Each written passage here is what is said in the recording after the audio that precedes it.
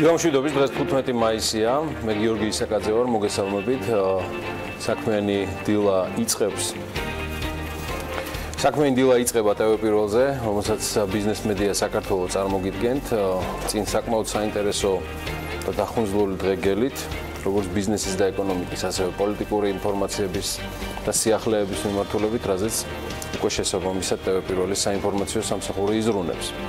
გუშინდელ პროლოგში დაგკვირდით კიდეც და ვისაუბრეთ, რომ ნახავდით სად რა როგორ პოზიციაზე იმყოფება ჩვენი ქვეყანა სხვადასხვა რეიტინგების მიხედვით, რომელიც ჯამში განსაზღვრავს ინვესტიციების და სხვადასხვა სიკეთის გადმოდინებას. წარმოგიდგენთ თუ რა და როგორ შეიცვალა 2017 წელს ამ რეიტინგებში საქართველოს პოზიციების მიმართულებით ეკონომიკური განვითარებისათვის ყველაზე მნიშვნელოვან 10 საერთაშორისო რეიტინგში. თუ გახსოვთ, ეს რეიტინგები თავის დროზე იყო ერთგვარი საჯილდაო ქვაც. ესენია როგორც პირდაპირ ეკონომიკური შინაარსის მქონე რეიტინგები, ასევე კორუფციის, დემოკრატიის და მედიის თავისუფლების დონის მაჩვენებელი რეიტინგები. ქვეყნის სტაბილური და გრძელვადიანი ეკონომიკური განვითარებისათვის, დემოკრატიისა და მედიის თავისუფლებისათვის მაღალი დონე კი არ გესწავლებათ, ეს ერთ-ერთი უმთავრესი და აუცილებელი პირობა გახლავთ. დღეს კი გლობალიზაციის დონე ისეთი მაღალია, რომ ქვეყნის ეკონომიკური საზღვრები მხოლოდ ფორმალურ დატვირთვას ინარჩუნებენ და საერთაშორისო ბიზნეს და კაპიტალს აღარ აქვს საზღვრები. იქ განთავსდება, სადაც სარგებლის მისაღებად უკეთესი პირობებია, შესაბამისად ქვეყნები ეჯიბრებიან ერთმანეთს, ვინ უფრო ხელსაყრელ პირობებს შესთავაზებს პოტენციურ ინვესტორებს. სწორედ ხელსაყრელი პირობების მიხედვით ქვეყნების ერთმანეთთან შედარებას ემსახურება რეიტინგები, რომელიც ამავე დროს მთავრობის მუშაობის ეფექტიანობის შეფასების საკმაოდ კარგი საშუალებაც არის. მაშასე, დავიწყოთ. საქართველოს Heritage-ის ეკონომიკური თავისუფლების რეიტინგში დღეს იგი 2017 წელს, აი აგერ სრულად ახლა ნახავთ უკვე ჩვენს გრაფიკაზე. Heritage-ის რეიტინგი ქვეყნის ეკონომიკური თავისუფლების, კანონის უზენაესობის, მთავრობის ზომის, რეგულაციების ეფექტიანობის და იაბაზრების მიხედვით აფასებს და ამ ჯამში, რომელიც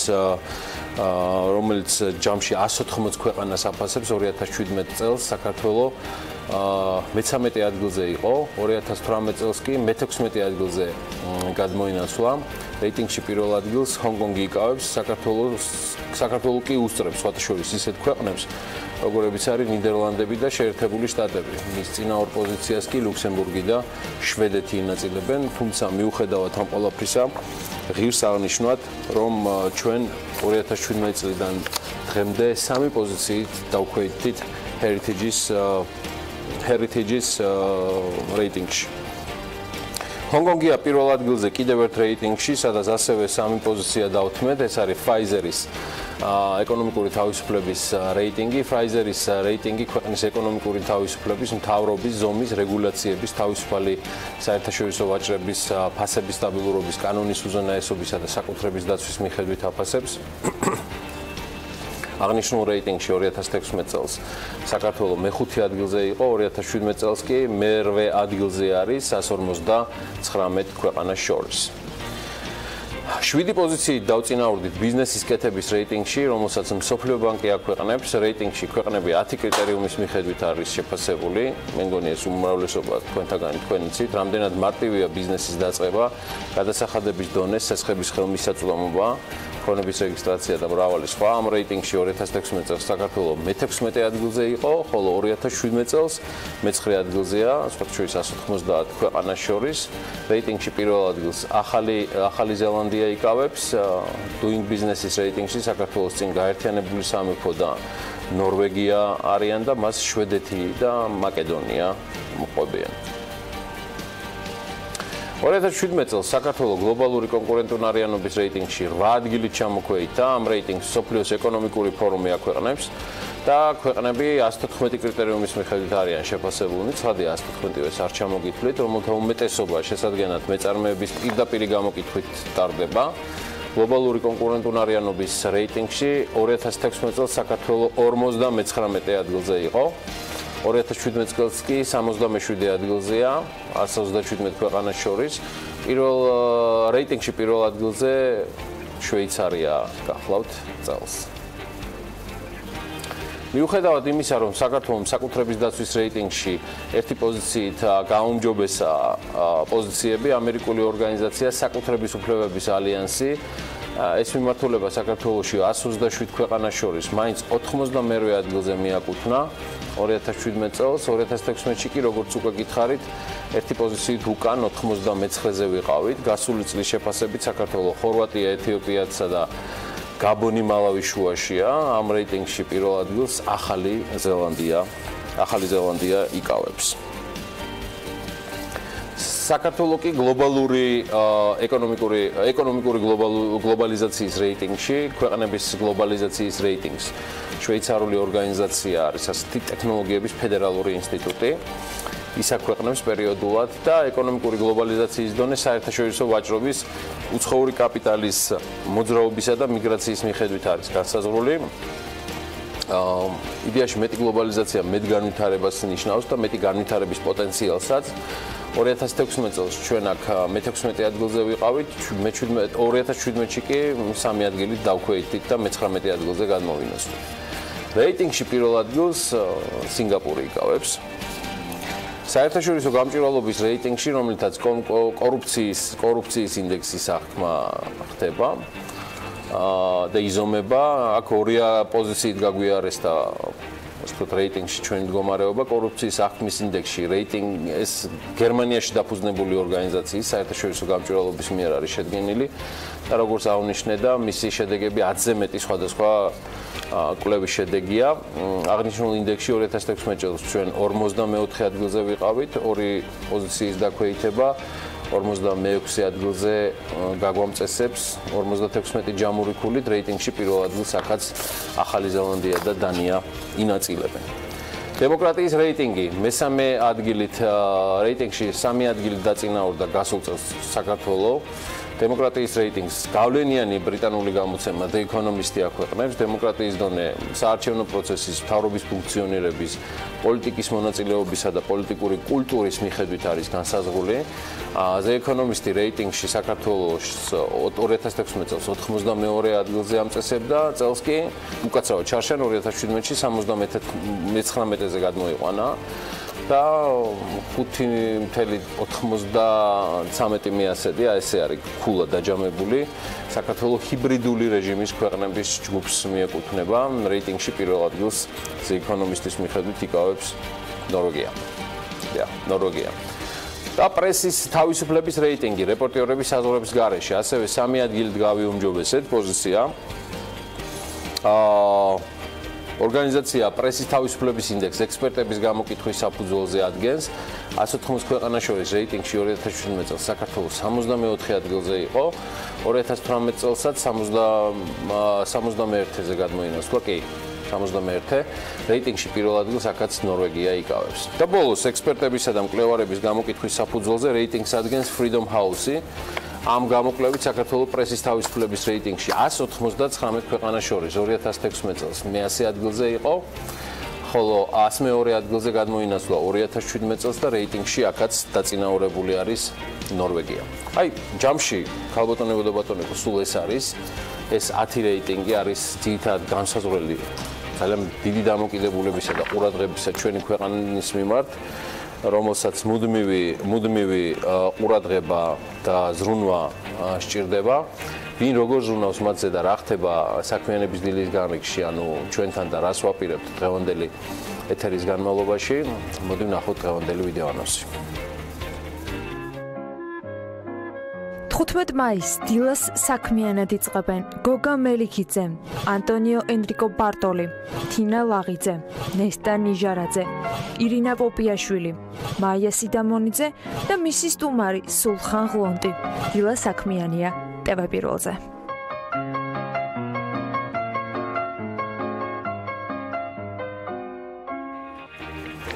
იდეაში მაინც რეიტინგებით გავაგრძელებთ, მაგრამ ოდნავ სახეცვლილი Standard & Poor's-ი ქართულ საბანკო სისტემას აფასებს სარეიტინგო სააგენტო Standard & Poor's საქართველოში საბანკო სექტორში დაგეგმილ ცვლილებებს პოზიტიურად აფასებს, მათ შორის სარეიტინგო სააგენტო დადებითად აფასებს ეროვნული ბანკის მხრიდან არასაბანკო საფინანსო ინსტიტუტების სამომავლო რეგულირების საკითხს, შემოსავლების დადასტურების გარეშე სესხების გაცემის შეზღუდვას და ბანკებისთვის დამატებითი კომერციული კაპიტალის მოთხოვნას. სააგენტო წერს, რომ რეგულაციები შესაძლო რისკებს შეამცირებს, ამასთან Standard & Poor's ვარაუდობს, რომ მომდევნო 4 წელიწადში ქვეყნის შიგნით დაკრედიტება გაიზრდება და ბოლო წლების ტენდენციის მსგავსი იქნება.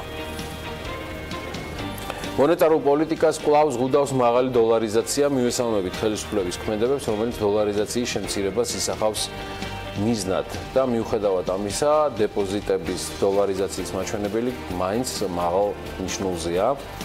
63%, აი ამას აფიქსირებს Standard & Poor's და აღნიშნავს, რომ ქვეყნის საბანკო სისტემა ძლიერია და მიუხედავად ლარის მკვეთრი გაუფასურებისა, გარკვეული წლების განმავლობაში უმოქმედო სესხების წილი მაინც 7-8%-ის ფარგლებში იყო და სავალუტო ფონდის მეთოდოლოგიით 2018 წლის დასაწყისში მსგავსი სესხების მოცულობა კიდევ დამატებით 2.4%-ით არის შემცირებული. ამას წერს საკმაოდ გავლენიანი სააგენტო Standard & Poor's. ბიზნესის განწყობის ინდექსი 2018 წლის მეორე კვარტალში გაიზარდა და თითქმის 40 პუნქტი შეადგინა. ეს 8.3 პუნქტით აღემატება წინა კვარტლის მაჩვენებელს. აი ესეთის კვლევებზე არის საუბარი, რომლის მიხედვითაც გაუმჯობესებული ბიზნესის განწყობა ქვეყანაში ეკონომიკური პროცესის გააქტიურებას ეხმიანება. გაუმჯობესება ფიქსირდება თითქმის ყველა სექტორში, აი მაგალითად მრეწველობის სექტორმა ყველაზე დადებითად შეაფასა როგორც მიმდინარე საქმიანობა, ისე მოლოდინები და მიმდინარე მდგომარეობის ინდექსი, რომელიც გასული 3 თვის ბიზნესის მდგომარეობას გვიჩვენებს. 2018 წლის მეორე კვარტალში 6.9 პუნქტით არის გაზრდილი, როგორც გითხარით, გასაყიდი ფასების მოლოდინების ინდექსი მცირედით არის გაზრდილი, თუმცა ის კვლავ მაღალია და გასული წლის მოლოდინებთან შედარებით. მშენებლობის სექტორი მომდევნო კვარტალში ფასების ზრდას მოელის, რაც მშენებლობის სექტორში დამატებით რეგულაციებთან გახლავთ დაკავშირებული. საქართველოს გავლით ევროპაში გაზის ტრანსპორტირებისთვის შექმნილი სამხრეთის გაზის დერეფნის პირველი ეტაპის გახსნის თარიღი ცნობილია. Natural Gas World-ი აზერბაიჯანის მთავრობიდან წყაროს ინფორმაციაზე დაღმობით წერს, რომ ცერემონიალი 29 მაისს ბაქოში გაიმართება. პროექტის პირველი ეტაპი აზერბაიჯანული შახდენიზის საბადოდან სამხრეთ კავკასიურ, შემდეგ კი ტრანსანატოლიურ მილსადენებით თურქეთის ქალაქ ესკიშეჰარემდე გაზის ტრანსპორტირებას გულისხმობს. აზერბაიჯანიდან გაშვებული გაზი მილსადენით თურქეთის ქალაქამდე 12 ივნისს მიაღწევს, რა დროსაც ტანაპის ინაუგურაციაც შედგება. ახალი მარშრუტი სამხრეთის გაზის დერეფანი ევროკავშირისთვის ერთ-ერთ პრიორიტეტულ მიმართულებას წარმოადგენს. სწორედ ამ დერეფანმა უნდა უზრუნველყოს ევროპის რუსულ გაზზე დამოკიდებულების შემცირება. 10 მილიარდი კუბური მეტრი გაზი ევროპა აზერბაიჯანიდან საქართველოსა და თურქეთის გავლით მიიქნება მიღებული. სამხრეთის გაზის დერეფნის ფარგლებში გაფართოვდა საქართველოზე გამავალი გასადენიც და ასევე შენდება ტრანსადრიატიკული გასადენი, რომელიც ტანაპის გაგრძელება გახლავთ. ამ თემის გაგრძელებაც არის ნავთობისა და გაზის კორპორაციის აღმოსავლეთ-დასავლეთის მაგისტრალური გასადენის ქსანი-ლეხურას 14 კილომეტრიანი სიგრძის მონაკვეთის მშენებლობა, რომელიც ასევე დაიწყო. იგი ჩაანაცვლებს საგურამო-ქუთაისის გასადენის 500 მმ-იანი დიამეტრის ძველ მონაკვეთებს. ნავთობისა და გაზის კორპორაცია გვატყობინებს, რომ სამშენებლო სამუშაოების ტენდერში გამარჯვებული ქართული კომპანია Rapid Engineering Construction-ი განახორციელებს და იგი არის გამარჯვებული. და პროექტის ღირებულება 3.099.777 ლარია. ოღონდ იმასაც წერენ, რომ ეს DGG-ს გარეშე არის. თერჯოლელი მეღვინეების დამზადებული ღვინო კი საფრანგეთსა და გერმანიაში გაიყიდება. ამას ბიზნეს მედიას კოოპერატივი თერჯოლის ღვინოს დამფუძნებელი გოგიტა მაგარიძე უცხადებს. გოგიტა სულ რაღაც 24 წლის იყო, როდესაც ვენახების გაშენება დაიწყო. ვენახეობისა და ღვინის წარმოების შესახებ ცოდნა მემკვიდრეობითია, ოჯახიდან მიიღო. მისი წინაპრების რამდენიმე თაობა სწორედ აი ამ საქმიანობას ეწეოდა. და თანასაფლელების შეკრიბა ჯერ კიდევ 2014 წელს კოოპერატივი ჩამოაყალიბა, სადაც ეს უკვე 14 ადამიანია გაწევრიანებული. კოოპერატივის მიერ წარმოებული ღვინოები 2016 წლიდან ამერიკაში, ავსტრალიაში, იაპონიაში და დანიაში იყიდება. წელს კი ამ ჩამონათვალს გერმანია და საფრანგეთიც შეუერთდა. წარმატებები გოგიტას, წარმატებები თერჯოლას და თუ და ბევრი მიბაძავს მას. მხოლოდ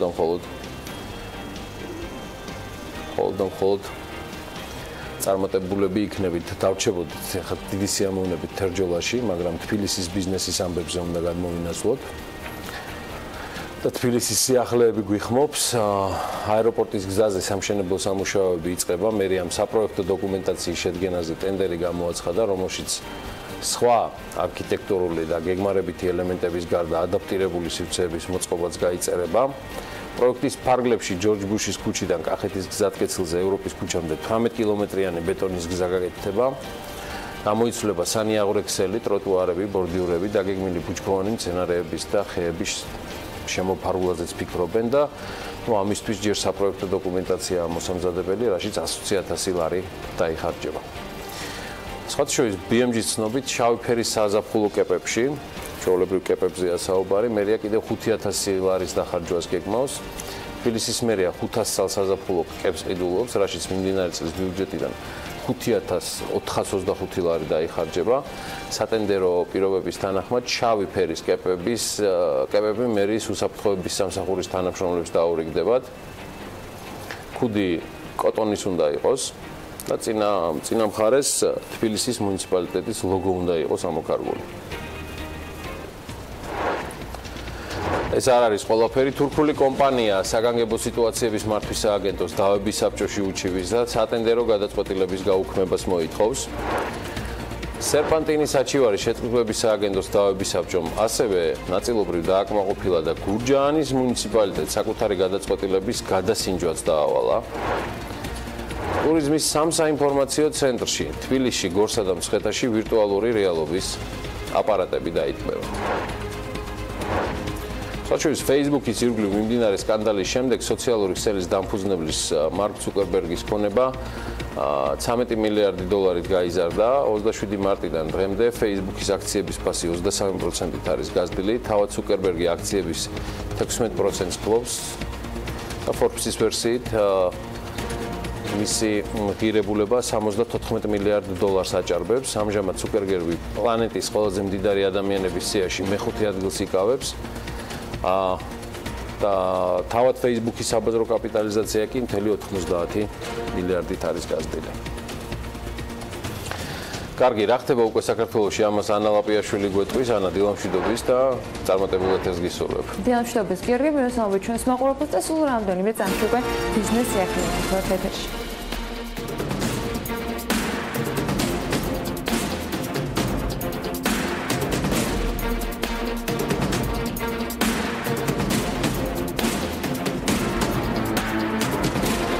წლის პირველ კვარტალში პრეზიდენტის ადმინისტრაციის თანამშრომლების ვიზიტებისთვის გაწეულმა სამივლინებო ხარჯმა 359,905 ლარი შეადგინა.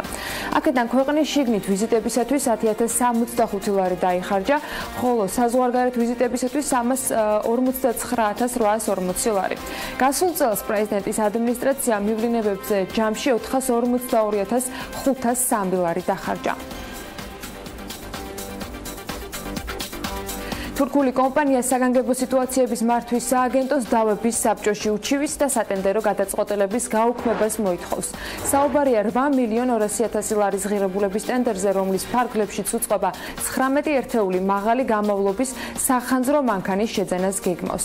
თურქული კომპანიის კატმერსი საიკლერის სატენდერო კომისიამ დისკვალიფიკაცია მისცა, რასაც მოსარჩელი არ ეთანხმება. თურქული მხარე თავის მხრივ ამტკიცებს, რომ სახანძრო მანქანის მოდელის ბეჭდვისას გამორჩენილია ციფრი 0 და მოდელის MAN TGM 1833-ს ნაცვლად უნდა ეწეროს MAN TGM 18330. დისკვალიფიკაციის ოქროში კი აღნიშნულია, რომ სახანძრო ავტოსატრანსპორტო საშუალების მოდელი MAN TGM 1833-4-ზე და მოდელი MAN TGM 18330 არსებითად განსხვავდება ერთმანეთისაგან.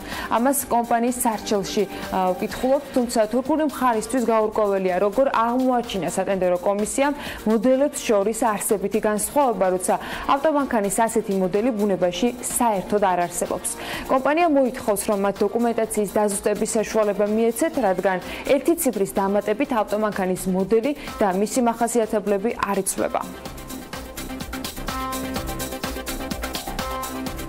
თამარ ჯანყარაშვილის კუთვნილი კომპანია სერპანტინის საჩივარი კი შესყიდვების სააგენტოს დავების საბჭომ ნაწილობრივ დააკმაყოფილა და გურჯაანის მუნიციპალიტეტს საკუთარი გადაწყვეტილების გადასინჯვა დაავალა. თუმცა სერპანტინი დისკვალიფიკაციის გადაწყვეტილების გაუქმებას ითხოვდა. საუბარია საგზაო სამუშაოებზე გამოცხადებულ ორ ტენდერზე, რომლის ჯამური ღირებულებაც 1.300.000 ლარში ადგენს. კომპანიის დისკვალიფიკაციის მიზეზი ორივე შემთხვევაში ხარჯ-დაღრიცხვის დასკანერებისას ფურცლის მარჯვენა არეშ ჩამოჭრა გახდა, რის შედეგადაც განფასების ჯამი აღარ იკითხებოდა. მუნიციპალიტეტმა კი ჩათვალა, რომ დოკუმენტაციის დაზუსტება მის არსებით ცვლილებას გამოიწვევდა, ისი უფლებაც თვითმმართველობის ორგანოს არ ჰქონდა. მიზეზს არ ეთანხმება სერპანტინი. ყველა განფასების ერთეულის ფასები გარკვევით ჩანს ხარჯ-დაღრიცხვაში და შესაბამისი ნამრავლებიც. არ ჩანს მხოლოდ ჯამი და ისიც მხოლოდ გარკვეულ ფურცლებზე. შესაბამისად მიგვაჩნია, რომ ხარჯ-დაღრიცხვის დაზუსტება არანაირად არ გამოიწვევდა ტექნიკური დოკუმენტაციის არსებით ცვლილებას, ამბობს კომპანია საჩივარში. საბოლოოდ დავების საბჭომ მუნიციპალიტეტს დაავალა დეტალურად იმსჯელოს და ახსნას, რატომ ჩათვალა სატენდერო კომისიამ, რომ დაზუსტებით საბოლოო ხარჯ-დაღრიცხვა შეიცვლებოდა და მხოლოდ ამის შემდეგ მიიღოს გადაწყვეტილება. იქნება ეს დისკვალიფიკაცია თუ სერპანტინის სატენდერო პროცესში დაბრუნება.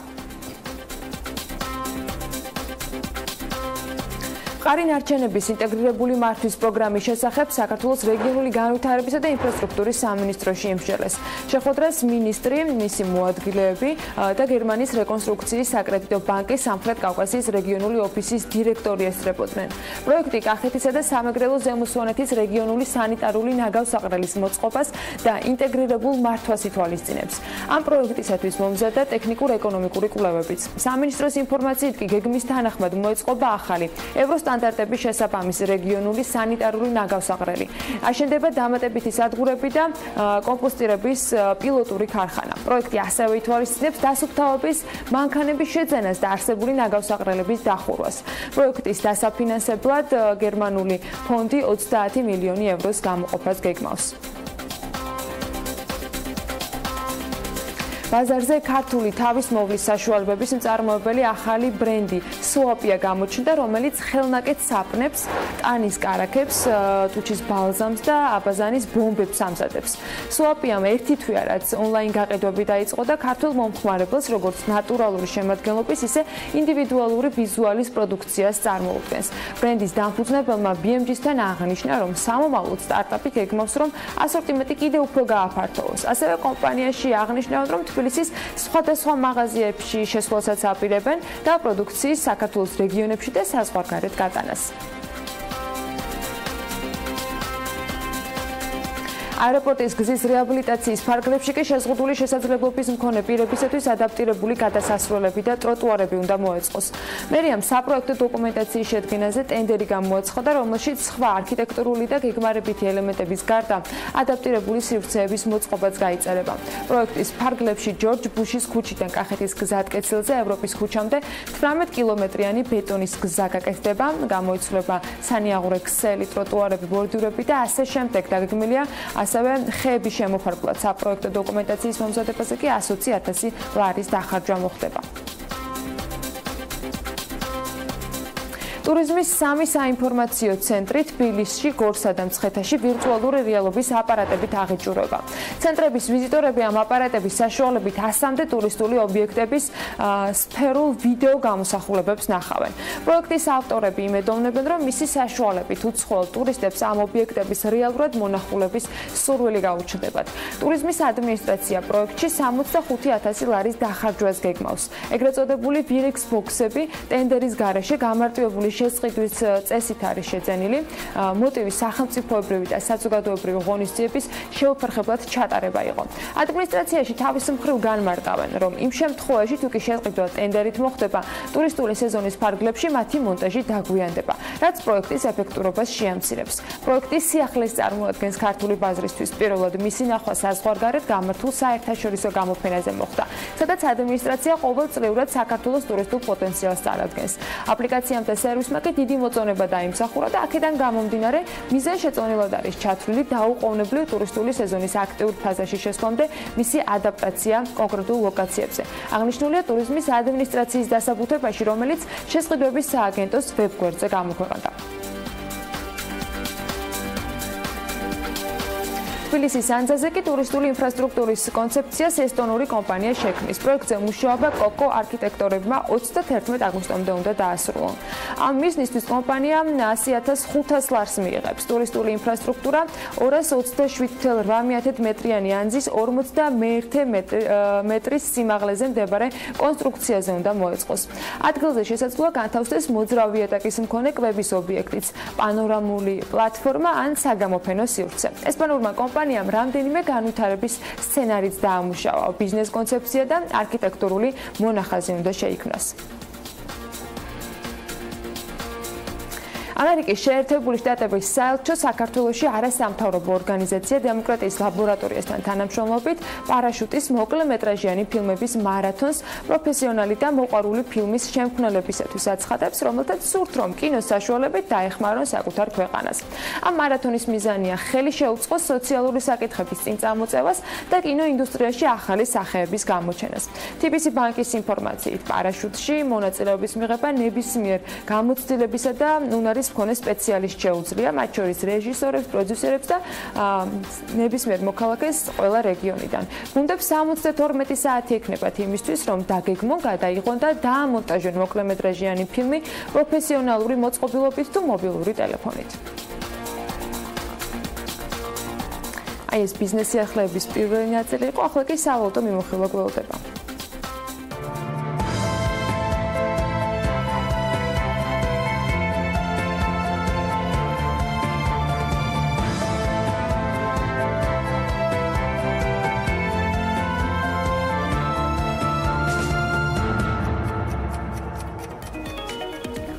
ლარი დოლართან მიმართებაში 2.54-ია, ევრო 2 ლარად და 92 თეთრად ფასობს, თურქული ლირა 56 თეთრი, ჩემო ბატონო, ფუნტ სტერლინგი 3 ლარი და 32 თეთრი. გადავხედოთ იმპორტ-ექსპორტის მაჩვენებლებს, მე მგონი იმპორტის ზრდამ ექსპორტის და შესაბამისად პირველად გადაუსწრო 2018 წლის იანვარ-აპრილში საქართველოში საქონლის საგარეო სავაჭრო ბრუნვამ 3 მილიარდ 768 მილიონი დოლარი შეადგინა, რაც წინა წლის შესაბამის პერიოდთან შედარებით 22.2%-ით მეტია და აქედან ექსპორტი 961 მილიონი დოლარი იყო, ხოლო იმპორტი 2 მილიარდ 824 მილიონი. სტატისტიკის სამსახურის წინასწარი მონაცემებით უარყოფითმა სავაჭრო ბალანსმა 2018 წლის იანვარ-აპრილში 1.863 მილიარდი დოლარი შეადგინა და საგარეო სავაჭრო ბრუნვა რაც საგარეო სავაჭრო ბრუნვის 59.2%-ია. ამინდის პროგნოზის დროა, ჩვენთან მას ანა გაგაცნობთ. ამინდის პროგნოზის სპონსორია SEU Development. გარემოს ეროვნული სააგენტოს ინფორმაციით, ამინდი განპირობებული იქნება ამიერკავკასიის ჩრდილოეთიდან მოქმედი ცივი ჰაერის მასების და სამხრეთიდან გავრცელებული თბილი ჰაერის მასების ურთიერთქმედებით. მოსალოდნელია დრო გამოშვებით ღრუბლიანების მომატება. ზოგან იქნება ხანმოკლე წვიმა ელჭექით, აღმოსავლეთ საქართველოში კი ზოგან შესაძლოა იყოს სიტყვაც. ცვალებადის მიმართულების გარი იქროლებს თითქმის მთელი ქვეყნის მასშტაბით. სოხუმში უნალექო ამინდია მოსალოდნელი და 23 გრადუსამდე გათბება ჰაერი. ბათუმშიც წვიმას არ ველოდებით და 22 გრადუსი იქნება, ისევე როგორც ქობულეთში და აქაც უნალექო დღე იქნება. ფოთში ასევე უნალექოდ ჩაევის დღე და 24 გრადუსი დაფიქსირდება. ქუთაისში დღის მეორე ნახევრიდან ხანმოკლე წვიმა მოსალოდნელი და 25 გრადუსამდე გათბება ჰაერი. ზუგდიდში 23 გრადუსი იქნება და აქაც უმეტესად უნალექო დღეს ველოდებით. ოზურგეთში დღის მეორე ნახევრიდან ხანმოკლე წვიმას თან ელჭექის ფონზე ელოდებიან და 25 გრადუსი იქნება. ონში ასევე დღის მეორე ნახევრიდან ხანმოკლე წვიმა იქნება და ჰაერი 22 გრადუსამდე გათბება. გორში 26 გრადუსი იქნება, თუმცა უნალექოდ ჩაევის დღე. ცხინვალში ასევე უმეტესად უნალექო დღე იქნება და 25 გრადუსი დაფიქსირდება. მარნეულში დღის მეორე ნახევრიდან ხანმოკლე წვიმას ელოდებიან და მაქსიმალური ტემპერატურული მაჩვენებელი იქნება 27 გრადუსი. რუსთავში ასევე დღის მეორე ნახევრიდან ხანმოკლე წვიმა მოსალოდნელი და 26 გრადუსი იქნება მაქსიმალური ტემპერატურა. ახალციხეში 24 გრადუსია ნავარაუდები და დღის მეორე ნახევრიდან აქაც ხანმოკლე წვიმას თან ელჭექის ფონზე ელოდებიან. ბორჯომშიც იწვიმებს, ოღონდ დღის მეორე ნახევარში მცირე წვიმა იქნება და 24 გრადუსი დაფიქსირდება. ბაკურიანში კი 18 გრადუსია მოსალოდნელი და აქაც დღის მეორე ნახევრიდან ხანმოკლე წვიმას, ოღონდ ელჭექით ელოდებიან. ახალქალაქში იწვიმებს მცირედით დღის მეორე ნახევარში და 14 გრადუსი დაფიქსირდება. სტეფანწმინდაში 18 გრადუსი იქნება და აქაც მცირე წვიმას ველოდებით. თელავშიც იწვიმებს თან ელჭექის ფონზე და 26 გრადუსი იქნება მაქსიმალური ტემპერატურა.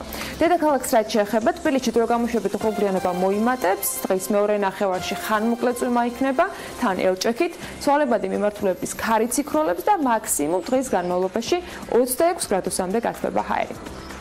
მადლობა ანას, ჩვენ გავალთ ახლა მოკლე რეკლამაზე და შემდგომ უკვე მეტი სიახლეებით, მეტი თემებით, სიუჟეტებით და ამბებით დაგიბრუნდებით. რეკლამის დრო არის ტევ პირველზე.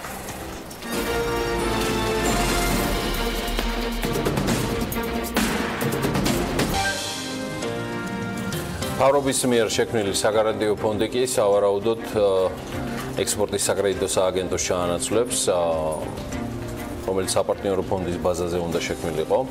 საგარანტიო ფონდის დეტალებზე ეკონომიკის მინისტრმა დიმიტრი ქუმსიშვილმა რამდენიმე დღის წინ ისაუბრა. პირველი ვიცე-პრემიერი ასევე ამბობს, რომ ფონდი მცირე და საშუალო ბიზნესს დაეხმარება ცესხის აღების დროს.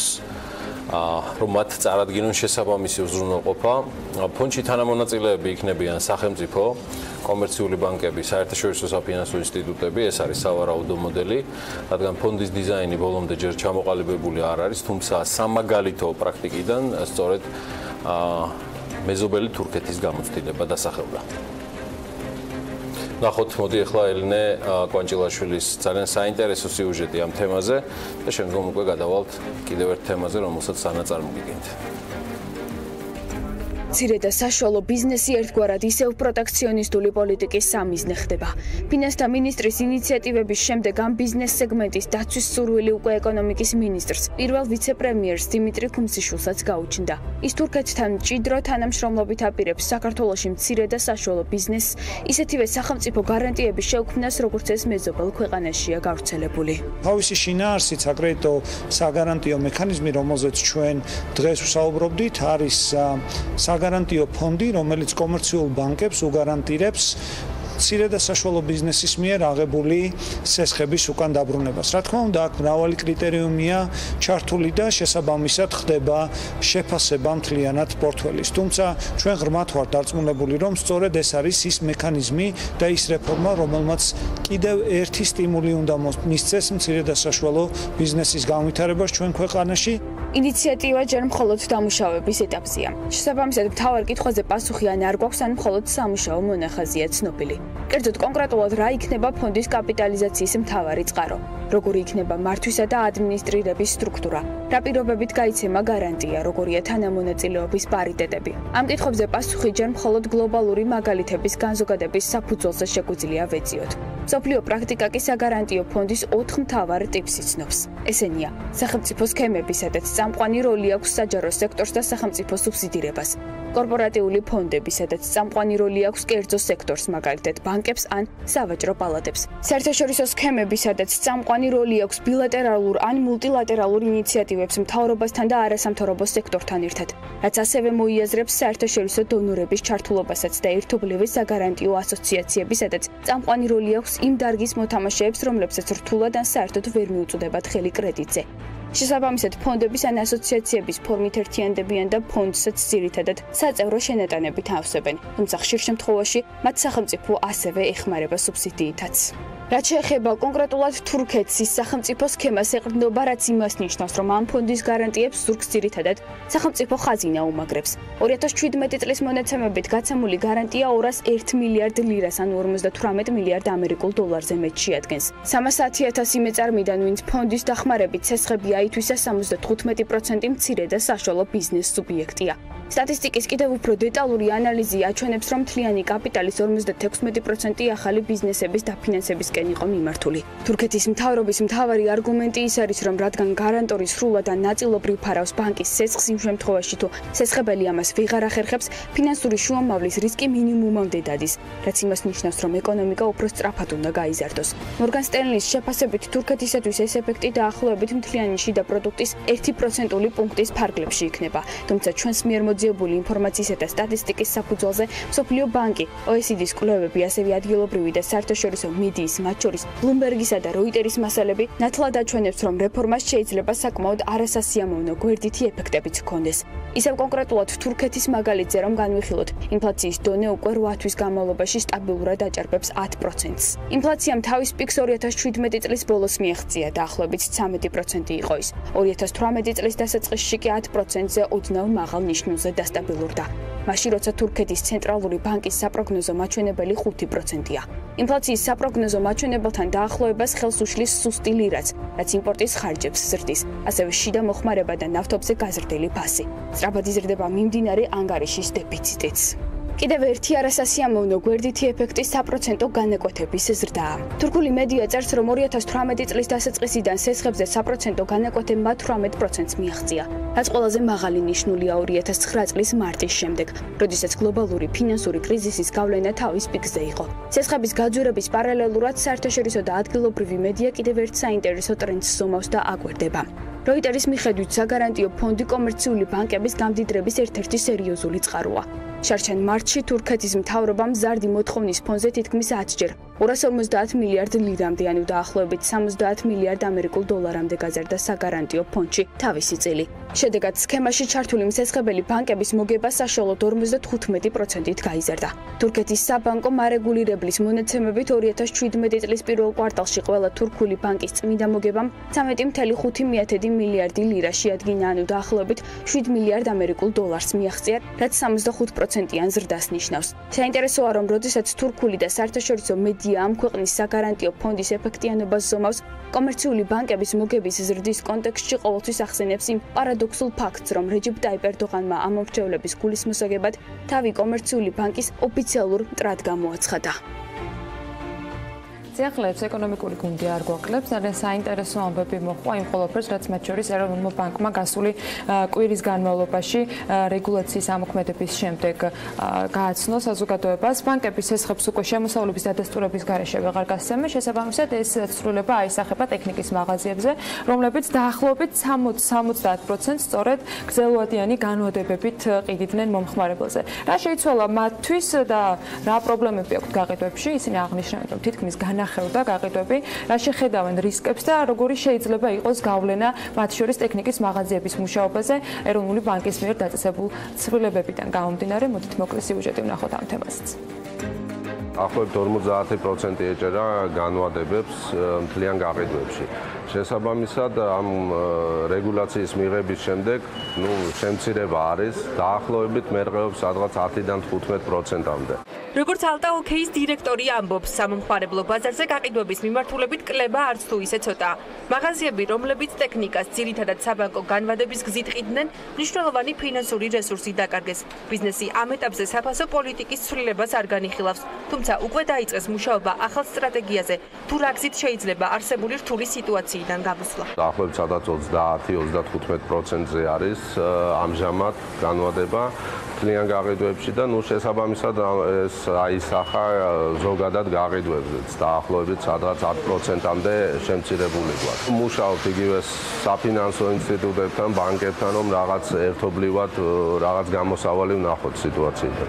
ალტაოკეის მსგავსად გაყიდვები შემცირებულია iPhone Plus-შიც. კომპანიის გაყიდვების მენეჯერი ამბობს, რომ მათთან საბანკო განვადებით დაახლოებით პროდუქციის 60% იყიდებოდა, თუმცა უკვე ერთი კვირაა რეგულაციების ძალაში შესვლის შემდეგ კომპანიის გაყიდვები თითქმის განახევრდა. დაკლებული არის უარი ბანკების მიერ განვადების შევსების დროს. ეს რაოდენობა, რაც ჩვენ დავითვალეთ, არის დაახლოებით 30%-ით შემცირებული. არ იყო მზად ამისთვის ბიზნესი. ჩვენ მუშაობთ სტრატეგიისთვის, ალტერნატიული სტრატეგიისთვის, როგორ შეიძლება გამოვიდეთ ამ მდგომარეობიდან, ასევე მე როგორც ვიცი, ბანკებიც მუშაობენ სტრატეგიაზე, თუ როგორ შეიძლება გავაგრძელოთ მუშაობა, იმიტომ რომ ამ ტიპით ეხარ ამ მდგომარეობითაც მუშაობთ, ეს არ არის კარგი მდგომარეობა ბიზნესთვის. ბუნებრივია, რომ რეალიზაციაზე, წინაკვირის რეალიზაციაზე ამ ყველაფერმა ასე თუ ისე ზეგავლენა მოახდინა. თუმცა კომპანიაში მაინც თავს ვიყავებთ ამ ყველაფრის ნაადრევად შეფასებაში, იმიტომ რომ შედეგი უფრო გრძელვადიან პერსპექტივაში გამოჩნდება. მოლოდინი ჩვენ მაინც პოზიტიური გვაქვს, გამომდინარე იქედან, რომ ინტენსიურად მუშაობთ ახალი ბაზრების ათვისებაზე, თემაზე. სწორედ ეს მოგცემს იმის საშუალებას, რომ თუ რამენაირად ჩვენს ფინანსურ მაჩვენებლებში რამე შეიცვლება, ახალი ბაზრებიდან მიღებული შემოსავლები ამ ყველაფერს დააკომპენსირებს. ბანკები და საზოგადოების ხელმძღვანელი ამბობს, რომ ის რაზეც ბიზნესი საუბრობს, მოსალოდნელიც იყო. შედეგი კი რაც დადგება სამომხმარებლო ბაზარზე, ფასების კორექტირება და უმუშევართა რაოდენობის ზრდა იქნება, რაც ეკონომიკაზე დადებით გავლენას ვერ მოახდენს. როდესაც ბიზნესი დაკარგავს შემოსავლებს, იწესდება თქვა ან ფასების გაზრდას, ან სამწუხაროდ თანამშრომლების შემცირებას, ხარჯები უნდა შეამციროს, ხო?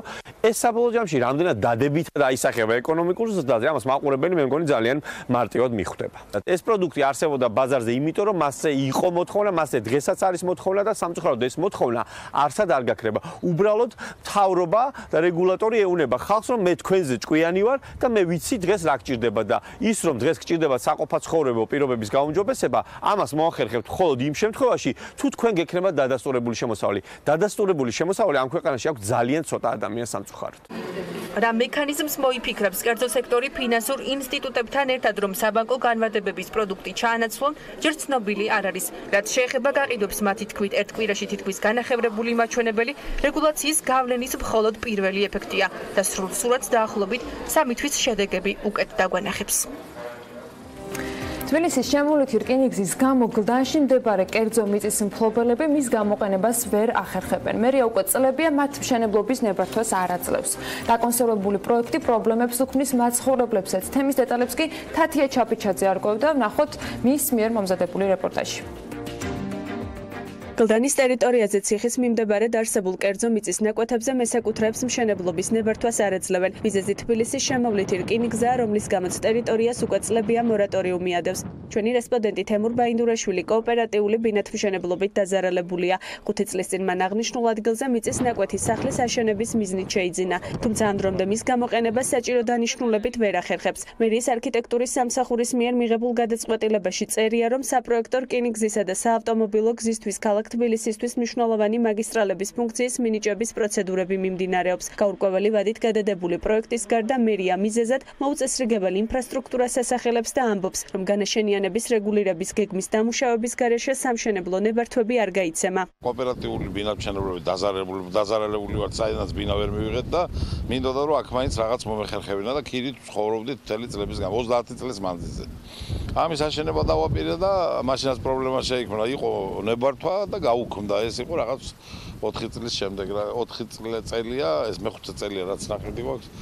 რკინიგზის თემა ძველი პროექტით იყო აქა და ახალ პროექტზე მე მგონი ფიქრიც აღარ არის ამ რკინიგზაზე და არც კიდე მოშორებული ვართ იმ რკინიგზას თუნდაც იმდენი მანძილით, რომ 100 მეტრაზე ნაკლებით არავინ არ ვართ მოშორებული აქ და მე მგონი ხელს არ უშლი. თბილისის შემოვლითი რკინიგზის გამო პრობლემები აქვთ იმ ოჯახებს, რომლებიც ტერიტორიაზე წლებია ცხოვრობენ. პოტენციურად გასაყვანი რკინიგზის გამო წლების წინ გვირაბი ამოთხარეს, ამოთხრილი მიწა კი ტერიტორიის მეორე მხარეს დაყარეს. მაცხოვრებლები ყვებიან, რომ წვიმის დროს სახლები მიწით ევსებათ, გზაზე გადაადგილება კი ფაქტობრივად შეუძლებელი ხდება. აი ეს მიწა ჩამოდის გვირაბის დათხრის დროს გამოტანილი მიწა არის, ეს ჩამოდის წვიმის დროს. და გვაწვება აი სახლებში, აი ეს რასაც ხედავთ, ეს წვიმის დროს ჩამოტანილი მიწებია. რაც უმთავრესია ჩადის გზაზე, რომელიც ტალახდება, ძალიან რაღაცა ფუყე მიწა არის, არ ჩერდება რო დადლის ერთ ადგილას. და ტალახდება რა ძალიან ცუდ პირობებში ვართ, ისე ვთქვით. სახლებში გვარდება, ჩამოდის და მე ვევართ ლაფატკებით და ხვეტავთ ათით. მერიას პრობლემით დაინტერესებითა და მათი გადაჭრის თხოვნით ადგილობრივებმა არაერთხელ მიმართეს. თუმცა როგორც ისინი ჩვენთან საუბრისას ყვებიან, ამ დრომდე არც ერთი პრობლემა არ მოგვარებულა. პრობლემების ჩამონათვალ შორის ტრანსპორტის, გზისა და საკანალიზაციო ქსელის მოწყობაც შედის. არ არის გზა, არ არის წყალი, გარე განათება არ გვაქვს. რამდენი ხანია რა საქმე? 2 წელი.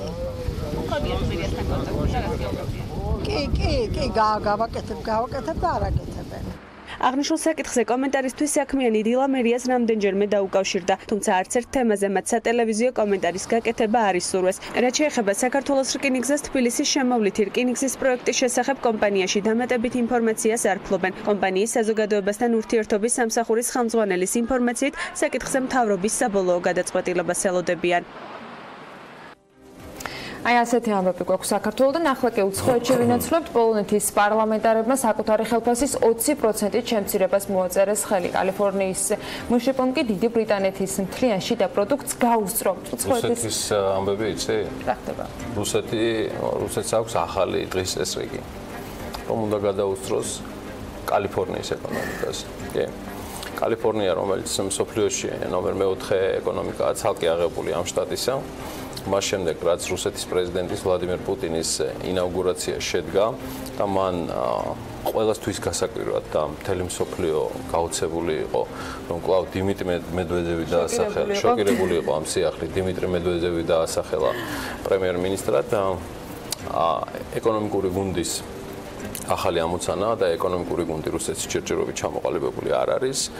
მათ დაასახელეს, რომ რუსეთი რაიმენაირად უნდა მოხდეს ტოპ 5 მსოფლიო ეკონომიკის ქვეყნებში, თუმცა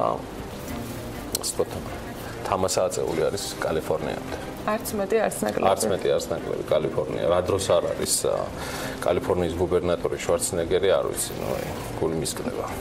მოდი ვნახოთ ლევან თაღიაშვილის უცხოეთის სიახლეები.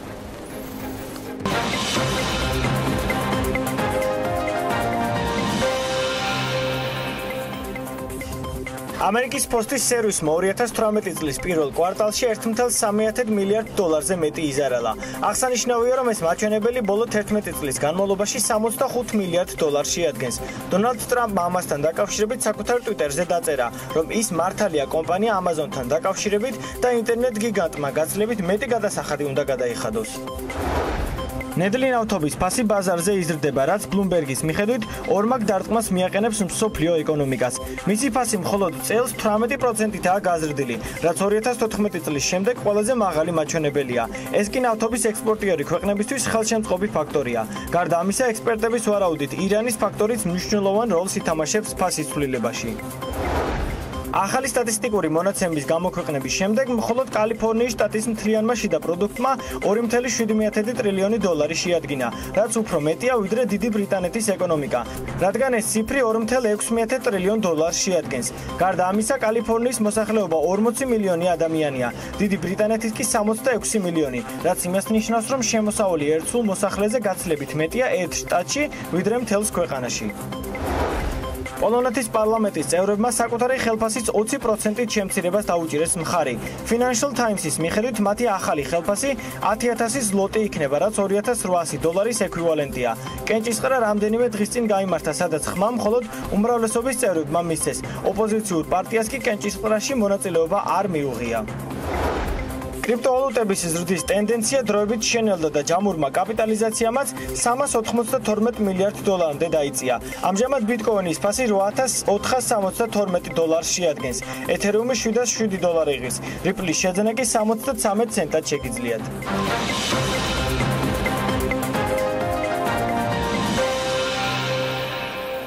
ბიტკოინის ფასზე პრინციპში მუდმივად გვაქვს ინფორმაციები, მაგრამ ბლოკჩეინთან დაკავშირებით ბევრი ძალიან საინტერესო სიახლეა, იმიტომ რომ აღმოჩნდა, რომ საქართველოს მიბაძა ძალიან ბევრმა ქვეყანამ და ხალხო სახელმწიფო კონკრეტულ გეგმას წერს იმასთან დაკავშირებით, რამდენად დახარჯონ ნიდერლანდებში მაგალითად, კიდევ რამდენიმე ქვეყანაში, რამდენად დახარჯონ ბლოკჩეინ სისტემის შესაქმნელად, იმისათვის რომ მთავრობის სტრუქტურები სრულად გადაეწყონ ამ. ეხლა ახალი ტრენდი არის ბლოკჩეინიდან გამომდინარე, რომელიც მის ასე ვთქვათ უფრო მეტ ეფექტურად გამოყენებაზე არის ორიენტირებული. სახელმწიფოები საკმაოდ სერიოზულ თანხებს ხარჯავენ საიმისოდ, რომ უკეთ შეისწავლონ ბლოკჩეინის პოტენციალი, რომელიც არათუ ახალი ინტერნეტია, მე მგონი უკვე ჩამოყალიბდა, რომ როგორც სრულად ახალი რეალობა და შესაბამისად მისი ეფექტურად, უფრო მეტად ეფექტურად გამოყენება არის მათთვის პრიორიტეტი. ფაქტია, რომ საქართველოს აქაც ავანგარდშია. საჯარო რეესტრის, იუსტიციის სამინისტროს საჯარო რეესტრის, ბითვირის და სხვების საქმიანობა ამ თემასთან დაკავშირებით ნამდვილად სამაგალითო ხდება და ეს არაერთხელ აღნიშნულა საერთაშორისო კონფერენციაზე, მათ შორის, რომელზეც ბლოკჩეინ სისტემებთან დაკავშირებით მსჯელობდნენ, საქართველოს აღინიშნა როგორც მისაბაძი მაგალითი და ძალიან საინტერესო გამოხმაურება მოხდა ტვიტერზე სხვათა შორის, თანდათან ამ პლატფორმასაც ითვისებს საქართველოსთან სიახლეები და ძალიან მნიშვნელოვანი იყო, რომ ამასთან დაკავშირებით ბევრი დადებითი იყო, მით უმეტეს რომ კონფერენცია მთელი 3 საათის განმავლობაში მიმდინარეობდა, მაგრამ საქართველოსთან დაკავშირებით თავად ბითვირი ჯგუფმა დატვიტა ამ საკითხზე და მნიშვნელოვანი იყო საქართველოს ხსენებაც, მე მგონი, როცა ასეთ ინოვაციურ მოდელებზე საუბრობდნენ. ფაქტია, რომ ბოლო წლების ინოვაციებიდან გამომდინარე, მთავარი თემა, რითაც ჩვენ ვიყავით წარმოდგენილნი, სწორედ ეს გახდათ და სწორედ ეს თემა იყო ჩვენი ჩართულობა ბლოკჩეინში და ასე ვთქვათ, სხვადასხვა იქნებოდა ეს რეესტრის რეფორმა თუ სხვა მიმართულებები, იდეაში ამით პოზიციონირებდით, ძირითადად ბოლო ხნის განმავლობაში. და მე მგონი დაემატება უახლოეს მომავალში ემერკოინის ისწრება, რომელზეც საუბრობთ გასულ კვირაში. ამასთან დაკავშირებით ალბათ უკვე რემიურუმაშვილთან ერთად, ჩვენს თანაზამყართან ერთად მივყვებით ამ თემას. თუმცა მე ასევე დიდი იმედს გამოვთქვავ, რომ სახელმწიფო აგრესიულად გააგრძელებს მთელ იმ რეფორმებს, რომელიც იგივე იუსტიციის სამინისტროს რეესტრში იყო დაწყებული და ძალიან კარგად ამოქოქილი ჯერ კიდევ პაპუნა უგრეხელიძის დროს და ეს ყველაფერი გაგრძელდება საიმისოთ, რომ შემდეგი ეტაპი იქნება ეს smart კონტრაქტები თუ სხვა გაგრძელდეს, რადგან სექტორი აითვისებს კიდევ უფრო აქტიურად. კერძო სექტორი თავის თავს მიხედავს. კარგი, მოდი ჩვენ ვნახოთ კიდევ რა გველის საინტერესო და მნიშვნელოვანი დღეს საქმიან დილაში, ვიდრე რეკლამაზე გავალთ და შემდგომ უკვე ბიზნესის და ეკონომიკის კიდევ დამატებით სიახლეები. 15 მაისს დილას საქმიანად იწყებენ გოგა მელიქიძე, ანტონიო ენრიკო ბარტოლი, თინა ლაღიძე, ნესტა ნიჟარაძე, ირინა პოპიაშვილი, მაია სიდამონიძე და მისი სტუმარი სულხან ღლონტი. დილა საქმიანია ტევ პირველზე.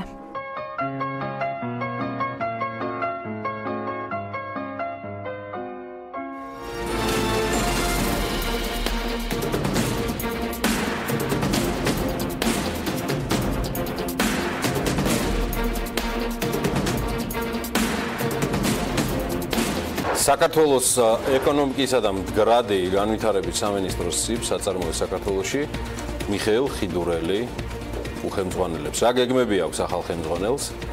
სოფლიო ბანკში შემავალი ფინანსური ინსტიტუტები კი საქართველოს დაფინანსების პორტფელს გაზდიან. 2018 წლის 4 თვის განმავლობაში ფოთის ნავსადგურში საკონტეინერო გადაზიდვების 15%-იანი ზრდა ფიქსირდება. გიორგი სამანიშვილმა კი პოსტი დატოვა. განსხვავებით მიხეილ ხიდურელისგან, რომელმაც წარმატებით გაიარა აწარმოე საქართველოს კონკურსი და გახდა ამასიპის დირექტორი. სამანიშვილი თან დაკავშირებული ეს ინფორმაცია ღვინის ეროვნულ სააგენტოში დაადასტურეს. ასევე უწყებიდან გვატყობინებენ, რომ სამანიშვილის შემცვლელზე სამინისტროშიც შესაბამისი კონკურსი ცხადდება.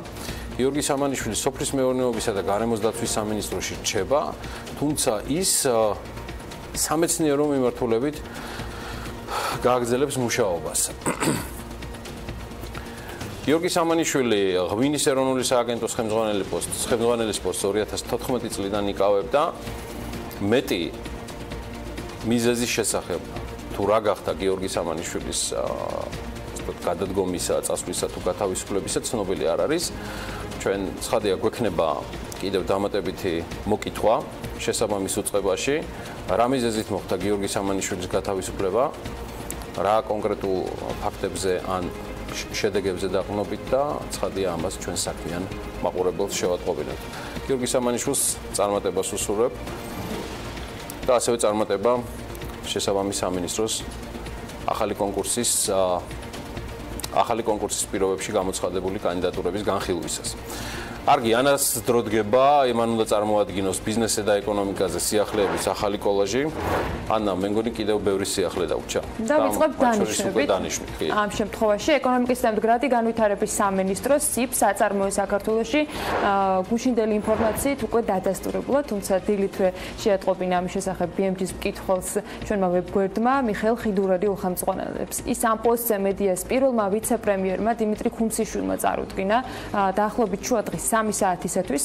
ხიდურელს დამთავრებული აქვს ლონდონის კომერციის სკოლა ბიზნეს ადმინისტრირების მიმართულებით. აქვს სამუშაო გამოცდილება როგორც უცხოეთში, ისე საქართველოში.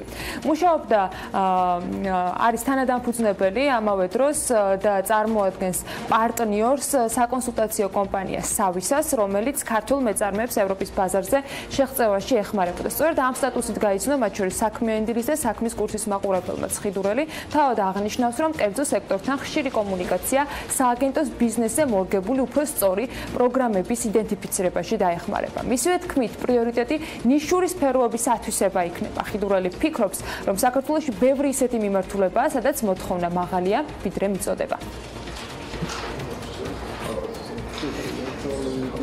ჩვენ გეგმავთ შევქმნათ და კონსოლიდირება გავუკეთოთ საქართველოში საინვესტიციო პროექტებს და მოვაქციოთ ერთ საერთო პლატფორმაში, რომელიც ერთი ძალიან საინტერესო იქნება კომერციულად ინვესტორისთვის და მეორე და უფრო მნიშვნელოვანი იქნება ძალიან დიდი გადადგმული ნაბიჯი საქართველოს ჯერ კიდევ განუვითარებელი და ნაკლებად განვითარებული სექტორების გამოსაფხიზლებლად. ასევე გეგმავთ გადავხედოთ საქართველოს საექსპორტო სამიზნე ქვეყნების სიას, რომ მოხდეს სწორად შერჩეული ქართული პროდუქციის სწორი პოზიციონირება შერჩეულ პრიორიტეტულ ბაზრებზე.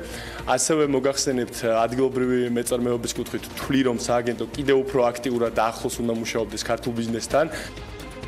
თავის მხრივ ხიდურელს წარმატებები საქართველოს ეკონომიკასა და მდგრადი განვითარების მინისტრმა უსურვა, რომელმაც წარადგინა კიდეც ის. დიმიტრი ქუმციშვილის შეფასებით აწარმოეს საქართველოში მთავარ ამოცანად ახალი სამუშაო ადგილების შექმნა, ახალი ინვესტიციების მოზიდვა და ექსპორტის სახალისება რჩება.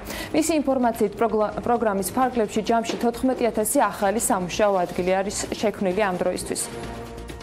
პროგრამის დაწყების დღიდან დღემდე 5313 ბენეფიციარი ყავს პროგრამას, მათ შორის 355 საწარმო არის დაფინანსებული და მთლიანი საინვესტიციო მოცულობა, რომელსაც პროგრამამ ხელი შეუწყო 870 მილიონ ლარზე მეტია, ხოლო სამუშაო ადგილების რაოდენობა 14000 ლარს აღწევს, რაც ამ პროექტის ფარგლებშია შექმნილი. რამდენიმე ფორმალური პროცედურის დასრულების შემდეგ მსოფლიო ბანკში შემავალი ფინანსური ინსტიტუტები საქართველოს დაფინანსების პორტფელს გააზრდიან, განაცხადა ფინანსთა მინისტრმა მსოფლიო ბანკის აღმასრულებელ დირექტორთან შეხვედრის დასრულების შემდეგ. მამუკა ბახტაძის თქმით, მსოფლიო ბანკის აღმასრულებელ დირექტორთა დელეგაციის ვიზიტი ნათელი მაგალითია იმის, რომ მსოფლიო ბანკი მხარს უჭერს იმ რეფორმებს, რომელიც ქვეყანაში ხორციელდება. ჩვენ მოგეხსენებათ მუშაობთ მომავალი პარტნიორობის გეგმაზე. აღნიშნული დოკუმენტი განხილული უნდა იქნეს მსოფლიო ბანკის დირექტორთა საბჭოს სხდომაზე და ძალიან მნიშვნელოვანია ჩვენი სტუმრების ინფორმირება იმ საკითხებთან დაკავშირებით, თუ რა არის ჩვენი გეგმები, რა არის ჩვენი პრიორიტეტები მომავალი თანამშრომლობისა. 2018 წლის 4 თვის განმავლობაში ფოთის ნავსადგურში საკონტეინერო გადაზიდვების 15,1%-იანი ზრდა. მენეჯმენტის ინფორმაციით, ფოთის პორტში 106,990 კონტეინერი გადამუშავდა, ხოლო 2017 წლის იმავე პერიოდში 92,950 კონტეინერი.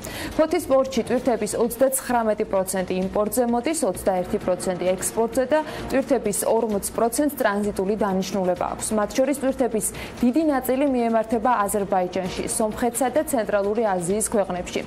APM ტერმინალსის განცხადებით, ზრდას ხელი პირველ რიგში აზერბაიჯანმა შეუწყო და შემდეგ უკვე საქართველომ. მცირე გავლენა სომხეთის ვითარებამაც იქონია. საერთო ჯამში კომპანიის ინფორმაციით იმპორტის 70% არის ხორცეული, 20% ბოსტნეული, დიდია მათ შორის ტანსაცმლის იმპორტიც. APM ტერმინალსის ცნობით, საერთო ზრდის მიუხედავად კლება დაფიქსირდა საბორნე და ნაყარი ტვირთების გადაზიდვაში. ამ მიმართულებით კომპანია განმარტავს, რომ ძირითადად ნაყარი ტვირთების ექსპორტი ხდება, რაც კონტეინერით არ იყიდება. ინვესტორი კომპანია ამ მიმართულებით განვითარებას აპირებს და წლის ბოლომდე სავარაუდოდ მზად ექნება გეგმის სამუშაო ვერსიაც, რომელიც იურიდიულ, კომერციულ და ტექნიკურ ნაწილებს მოიცავს. მომხმარებელთა მხრიდან კომერციული ბანკებისადმი პრეტენზიები იზრდება. 2018 წლის 3 თვის მონაცემებით ბანკებში 1148 საჩივარია შესული, რაც წინა წლის ამავე პერიოდთან შედარებით 37,8%-ით მეტია. 2017 წლის პირველ კვარტალში ბანკებს პრეტენზიით 840 ადამიანმა მიმართა. 2018 წლის 3 თვის პრეტენზიების სამეულშია მიმდინარე ანგარიშებთან დაკავშირებით გამოთქმული პრეტენზიები, მათი რაოდენობა 421 განაცხადში ადგენს. სამომხმარებლო სესხებთან დაკავშირებით შევსებულია სულ 218 განაცხადი, საკრედიტო ბარათის შემთხვევაში 120 განაცხადი ფიქსირდება. შინაარსის მიხედვით კი ჯამში შემოსული პრეტენზიების დაახლოებით ნახევარი ტრანზაქციებს, ჯარიმებსა და საკომისიოებს უკავშირდება. ჩინური emission technology საქართველოში საბურავების გადამამუშავებელი საწარმოს მშენებლობას აპირებს. გეგმები კომპანიამ პარლამენტის აგრარულ საკითხთა კომიტეტის თავმჯდომარეს გააცნო. პროექტის მიხედვით საწარმოს მშენებლობა მხარდაჭერის შემთხვევაში უახლოეს პერიოდში გეგმება. კომპანია პირველ ეტაპზე 25 მილიონი დოლარის ინვესტიციის განხორციელებას და ასევე მეორე ფაზაზე დასავლეთ საქართველოში ანალოგიური გადამამუშავებელი საწარმოს მშენებლობას გეგმავს. წარმოების სრული ციკლის ანალოგი რეგიონში კი ჯერჯერობით არ არის. საარსებო შემწეობის მიმღებთა რაოდენობა ერთ წელიწადში 6.2%-ით გაიზარდა. კერძოდ, სოციალური მომსახურების სააგენტოს მონაცემებით 2018 წლის აპრილში წინა წლის ანალოგიურ პერიოდთან შედარებით რაოდენობა 26,427 ადამიანით არის გაზრდილი. სტატისტიკური მონაცემებით 2017 წლის აპრილში საარსებო შემწეობის მიმღებთა რიცხვი 425,111 შეადგენდა. 2018 წლის აპრილში კი 451,528. თავისთავად გაიზარდა იმ ოჯახების რაოდენობაც, რომლებიც საარსებო შემწეობას იღებენ. 2017 წლის აპრილში ასეთი ოჯახების რაოდენობა 122,578-ს უტოლდებოდა, წელს კი 130,750-ია. საუდის არაბეთი საქართველოს უმაღლესი სასწავლებლების აღიარებული უნივერსიტეტების სიაში შეტანას განეხილავს. არაბეთში საქართველოს საელჩოს ცნობით საკითხზე შეხვედრა სამეფოს განათლების მინისტრის პირველ მოადგილესთან შედგა. საუბარი ძირითადად განათლების სფეროში ორმხრივი თანამშრომლობის განვითარების პერსპექტივებს შეეხებოდა. ბოლო პერიოდში პერმანენტულად იზრდება საქართველოში სწავლის გაგრძელებით დაინტერესებულთა რიცხვი, როგორც საუდის არაბეთის, ასევე სამეფოში მცხოვრების სხვა ქვეყნების მოქალაქეების მხრიდან. აქედან გამომდინარე, საუდური დეტალურად შეისწავლის ამ საკითხს და არ გამორიცხავს განათლების სამინისტროს სპეციალური დელეგაციის ვიზიტის განხორციელებას საქართველოში. სამომავლო თანამშრომლობის კონკრეტული მიმართულების დასახვის მიზნით, ნათქვამია საელჩოს მიერ გავრცელებულ ინფორმაციაში. გერმანიის ბუნების დაცვის კავშირი სასამართლოსგან გადაწყვეტილების მიღების დაჩქარებას ცდილობს, რათა არ დაუშვან ჩრდილოეთის ნაკადი ორის მშენებლობის დაწყება გრაიფსვალდის ყურეში. ამის შესახებ ინფორმაციას გერმანული ტელეკომპანია NDR ავრცელებს. ნაბუსარჩელი გრაიფსვალდის უმაღლესმა ადმინისტრაციულმა სასამართლომ მარტის დასაწყისში მიიღო, რომელიც ქალაქ შტრაზლუნდის სამთო უწყების გადაწყვეტილების გასაჩივრებას გულისხმობს. უწყებამ ამ გადაწყვეტილებით ჩრდილოეთის ნაკადი ორის გერმანიის ტერიტორიულ წყლებში მშენებლობას მხარი დაუჭირა. ნაბუში კი შიშობენ, რომ სასამართლო გადაწყვეტილებას მშენებლობის დაწყების შემდეგ გამოიტანს, რომლებიც როგორც ორგანიზაციაში ამტკიცებენ 15 მაისი გეგმება და მნიშვნელოვან ეკოლოგიურ ზიანს მოუტანს რეგიონის გარემოს. თავად ქალაქში სამთო უწყებამ რუსული გასადენის მშენებლობას იანვარში მწვანე აუნთო. აპრილის დასაწყისში კი პროექტზე თანხმობა ფინეთმაც გამოაქვეყნა. გაზპრომი დანარჩენი ნებართვების მიღებას შვედეთისგან, რუსეთისგან და დანიისგან წლის პირველ ნახევარშივე ვარაუდობს. პროექტი ჩრდილოეთის ნაკადი 2 რუსეთის სანაპიროდან გერმანიის ნაპირამდე ბალტიის ზღვის ფსკერზე 2 გასადენი მილის გაყვანას გულისხმობს, რომლის გამტარუნარიანობა წელიწადში 55 მილიარდ კუბურ მეტრ გაზს შეადგენს. Apple-ის საკრედიტო ბარათს Goldman Sachs-თან ერთად გამოუშვებს Wall Street Journal-ი ავრცელებს ინფორმაციას, რომ ბარათი 2019 წლის დასაწყისშივე იქნება ხელმისაწვდომი. ბარათის ბრენდირებაზე IT კომპანიაც და საინვესტიციო ბანკიც შეთანხმებულები არიან და ის Apple Pay-ის სახელით იქნება შეთავაზებული მომხმარებლებისათვის. კომპანიებში ვარაუდობენ, რომ ამ ბარათით ორივე მხარე იხეირებს. კერძოდ, Apple-ის შეფერხებები აქვს iPhone-ის გაყიდვებზე, რადგან Apple Pay-ზე გადასვლა არ მიმდინარეობს სასურველი ტემპით. თავის მხრივ Goldman Sachs-ი აპირებს, რომ გააქტიურდეს საცალო დაკრედიტების მიმართულებით და ამით ერთგვარად დააკომპენსიროს ზარალი, რომელიც ფასიანი ქაღალდებით ვაჭრობისას და დაკრედიტებისას მიიღო. შეგახსენებთ, რომ აქამდე Apple თანამშრომლობდა Berkeley-სთან და სწორედ მის ადგილმონაცვლედ ასახელებს Wall Street Journal-ის წყარო Goldman Sachs.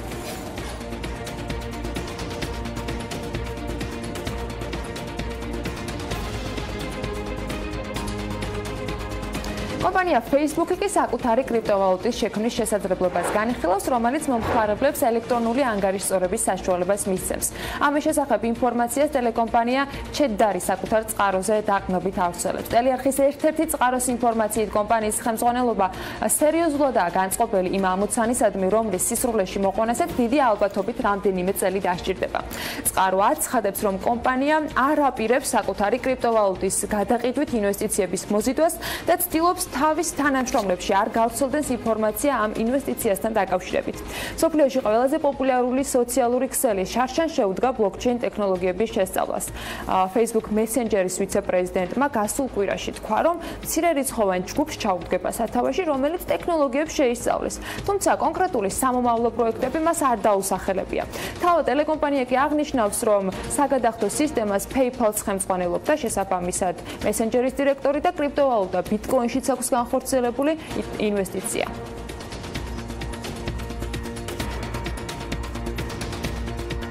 ვირტუალური რეალობა უფრო ინტერაქციული და ფიზიკური ხდება მთელი მსოფლიოს მასშტაბით. ახალ ტექნოლოგიებს მაყურებელი საკუთარი სახლიდან ახალ სამყაროში გადახავს.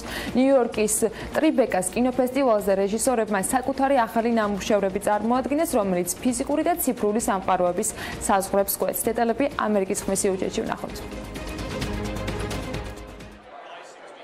ვირტუალური რეალობის მოყვარულებს იზიდავს ის, რომ მათ ყისიარად ახალ სამყაროში შეუძლიათ აღმოჩნდნენ. ტრიბეკას კინოფესტივალზე მარტინ ალაიასმა და ნიკო კასავეკიამ მათი ნამუშევარი ბალტსკარი წარმოადგინეს, რომელშიც ორი გოგონა 70-იანი წლების ნიუ-იორკში პანკ-როკის სამყაროში მოგზაურობს. 70-იანების ბოლოს ნიუ-იორკი იყო ადგილი, სადაც რაღაცა დიდი იბადებოდა და რაღაცა ქრებოდა. დისკო და როკი კვდებოდა, მაშინ როცა პოპ-მუსიკა პოპულარობას იძენდა. ამ ვირტუალური რეალობის ფილმში სახანძრო კიბერრეჟისორებმა იდეა კინოს კლასიკიდან აიღეს. ეს ჰიჩკოკის ფილმის ფანჯარა ეზოს მხარეს ახალი ნეო ვარიანტია, რომლის მეშვეობითაც თქვენ ბრუკლინში კრაუნ ჰაითში ამოყოფთ თავს, სადაც დანაშაული მოხდა და შეგიძლიათ 7 პარალელურ ისტორიას მიადევნოთ თვალი. მაშინ, როდესაც ეს ნამუშევრები კინომატოგრაფიის შესაძლო მომავლის დემონსტრაციას ახდენენ, სხვა ფილმები მაყურებელს თავარ როლს თავაზობენ. გმირს შეუძლია სირიაში მოგახვედროთ, შეგიძლიათ ქუჩაში იაროთ და შეეხოთ კიდეც იმ ნივთებს, რაც თქვენს წინაა. როდესაც ადამიანები აცნობიერებენ, რომ შეუძლიათ ნაბიჯი გადადგან, დაეყრდნონ ნივთებს, შეეხონ კედლებს, ეს ძალიან შთამბეჭდავი განცდაა. ეს ჩემთვის ახალი ფორმატის დაბადებაა. ამბობს რეჟისორი, რომლის ნამუშევარით საბავშვო ზღაპრის ჯეკი და აყლაყუ და ახალი ვერსია. ამ ვარიანტში მაყურებელს შეუძლია მსახიობებთან ინტერაქციაში შევიდეს. ერთ-ერთი მსახიობი მათ ნივთს აწვდეს, მაგალითად სკამს და შენ გიკვირს, რომ შეგიძლია სკამი აიღო და დაჯდე. ეს იწვევს ემოციას, მე ვირტუალურ რეალობაში წარმოდგენილ ნივთს შემიძლია ჩამოვჯდე. ახალი ფორმატის ვირტუალურ რეალობას მისაღები ოთახიდან ახალ უცნობ გარემოში გადაყავხარ. მასთან მიჩვევას დრო სჭირდება. ზოგს მოძრაობა უჭერს, რაიმე შეხება ან პასუხის გაცემა, ისინი კი გეკითხებიან, რატომ არ ლაპარაკობ. რეჟისორები ფიქრობენ, რომ მსგავს გამოცდილებასა და გარემოზე დაფუძნებული ნამუშევრები კინოს მომავალია. ხელოვნება ტექნოლოგიას უსწრებს პირველად და სწორედ ეს არის აღმაფრთოვანებელი. ჩვენ წინ უნდა წავიდეთ, რათა მოვახერხოთ მსგავსი ისტორიების უფრო ფართო აუდიტორიისთვის ჩვენება.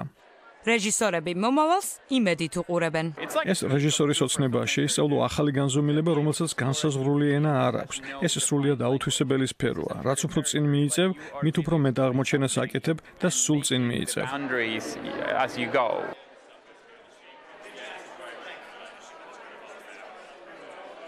სოფლიოს გარშემო მოგზაურობას ფაქტობრივად ვაგრძელებთ და ამჯერად ანუკა ჯოხაძესთან და მარიამ ადამიანსთან ერთად. კონკრეტული ლოკაცია კი მათთვის არგენტინა იქნება, რომელიც სოფლიოს მასშტაბით ერთ-ერთი ყველაზე მდიდარი ქვეყანა იყო. თუმცა დღეისათვის საკმაოდ ბევრი პრობლემა აქვს.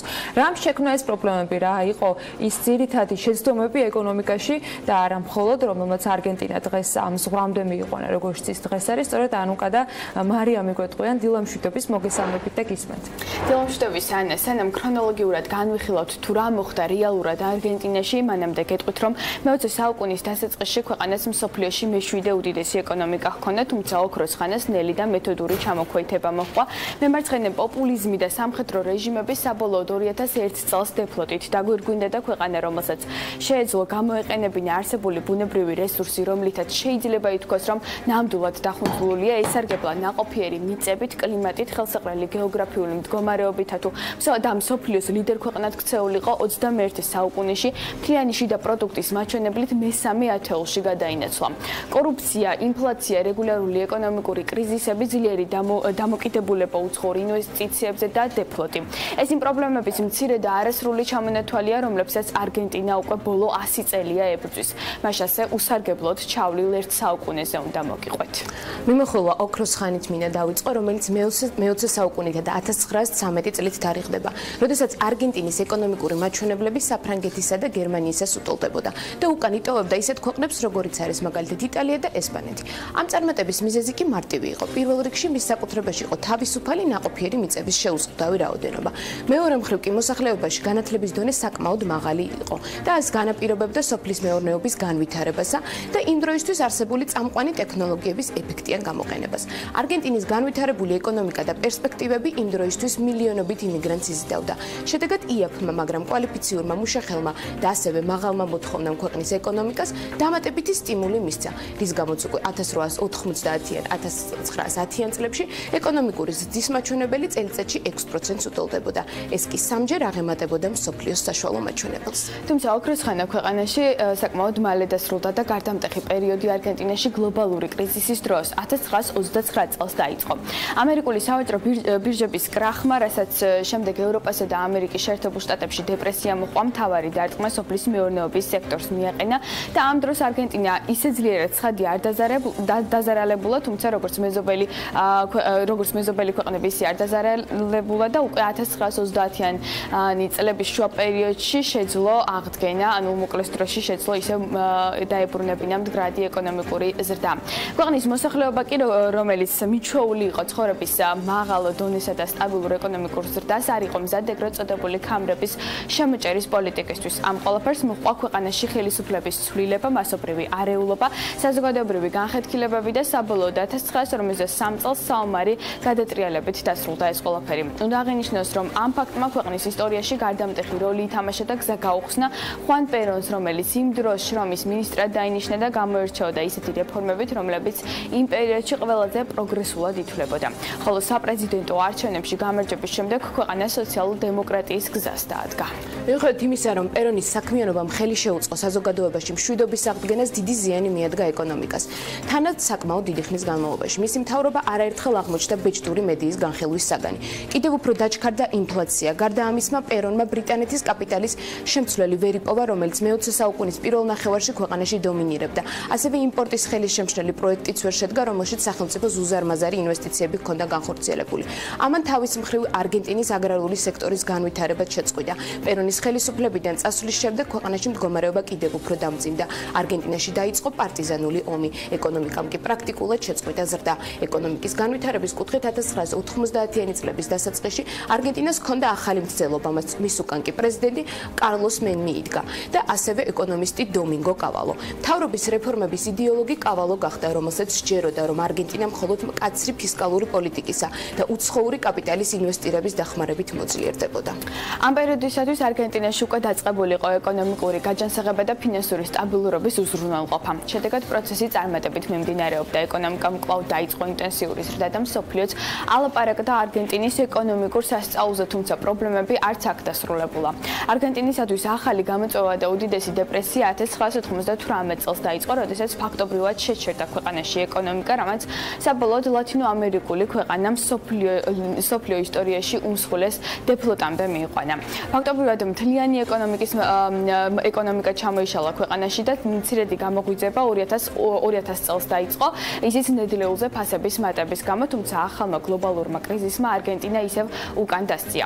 2013 წლის მონაცემებით კი არგენტინის მთლიანი შიდა პროდუქტი ერთ სულ მოსახლეზე ორჯერ ნაკლებია იტალიისა და იაპონიის მაჩვენებელზე, ანუ იმ ქვეყნებზე, რომლებსაც ერთ დროს ქვეყანა რეიტინგში უკან იტოვებდა.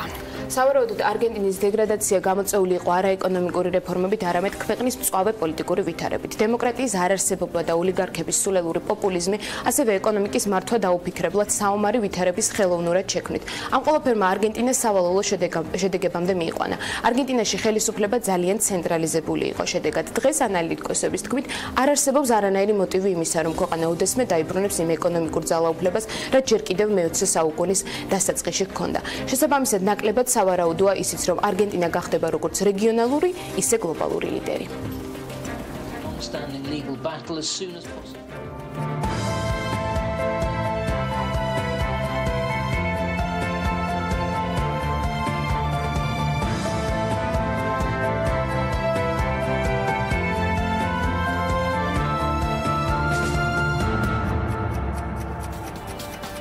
მადლობა მარიამ ადამიანს და ანუკა ჯოხაძეს საინტერესო მიმოხილვისათვის. ახლა კი ვინაცვლებთ უკვე გალტენ ტაგარტის ოფისში გლობალური ფინანსური ბაზარი მიმდინარე კვირაში შეერთებულ შტატებში საცალო გაყიდვების სტატისტიკაზეა ფოკუსირებული, რომელიც პირდაპირ ზემოქმედებს ინფლაციის მაჩვენებელზე. ეს კი ის კრიტერიუმია, რომელიც შტატების ფედრეზერვისათვის ყველაზე მეტად არის საყურადღებო, როცა დოლარის აპროცენტო განაკვეთთან დაკავშირებით გადაწყვეტილებას იღებენ.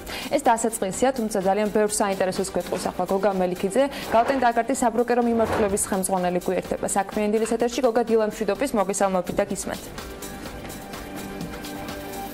დილა მშვიდობის, ანა მოგესალმები, მივესალმებით ტელემაყურებელს. გასული კვირა შეიძლება ითქვას, რომ საკმაოდ კარგი კვირა იყო საფონდო ინდექსებისთვის, ძირითად საფონდო ინდექსებში, განვითარებულ ეკონომიკებში და განვითარებულ ეკონომიკებში ცდები დავინახეთ. ამერიკითო დავიწყოთ.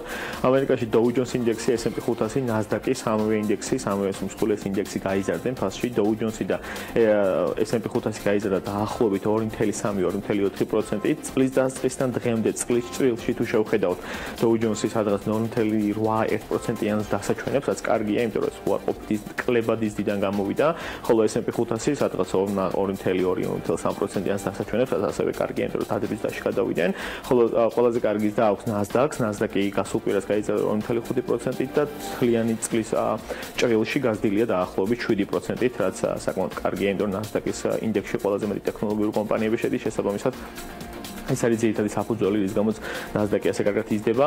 ზოგადად რა განპირობებელი მიზეზი ამის იყო რამოდენიმე. პირველი ვიტყოდი, რომ ფინანსური შედეგები, საკმაოდ კარგ ფინანსურ შედეგებს აჩვენებენ ამერიკული კომპანიები. შეიძლება ითქვას, რომ ამერიკაში ეს ვთქვათ ფინანსური მომგებიანობის სეზონი დამთავრდა. პირველი კვარტალის ფინანსური შედეგები ძირითადად ყველა კომპანიამ აჩვენა. სხვადასხვა სტატისტიკით 25%-იანის დააჩვენეს ამერიკულმა კომპანიებმა 2018 წლის პირველ კვარტალს თუ შევადარებთ 2017 წლის პირველ კვარტალს, რაც საკმაოდ კაი მაჩვენებელი ესეთი განვითარებული ეკონომიკისთვის, როგორც ამერიკაა. ამავდროულად ამას ემატება ნავთობის ფაზისგან, რომელზეც ოდნავ მოგვიანებით ვიტყვით, თუმცა ის კომპანიები, რომლებიც ნავთობის სექტორში მოღვაწეობენ და ნავთობის წარმოებით და მოპოვებით არიან და დაკავებულები ბუნებრივია მათ, ასე ვთქვათ, აქციებზე საკმაოდ კარგი გავლენა ქონდა ნავთობის ზრდას და ამავდროულად უნდა ვთქვათ, რომ გრძელვადიან ამერიკულ სახელმწიფო ობლიგაციებზე, ესე ვთქვათ, ამონაგები 10 წლიან სახელმწიფო ობლიგაციებზე ამონაგები სადაც 2.7% გაზრდილი, გასულ კვირას ეს მაჩვენებელი 3%-მდე იყო და ესაც გარკვეულ აქციებს, ესე ვთქვათ, დადებითი დასაძლევს, ხოლო გარკვეულ აქციებს, ესე ვთქვათ, აწვევა, მაგალითად, ფინანსური სექტორისთვის ესე ვთქვათ, ამერიკის სახაზინო ობლიგაციებზე მაღალი ამონაგები კარგია და შედარებით, ესე ვთქვათ, დადებითი დასს აძლევს, ხოლო მაგალითად ისეთ კომპანიებზე, რომლებიც დივიდენდს იხდიან და ესე ვთქვათ, სტაბილური დივიდენდის გადახდით არიან ცნობილები, მათთვის ცუდია, იმიტომ რომ ეს ისეთ ურისკო ფულზე, როგორც ამერიკის სახელმწიფო ობლიგაციებია, მათი ამონაგები გაიზარდა მნიშვნელოვნად, შესაბამისად ინვესტორები გამოდიან ასეთი აქციებიდან.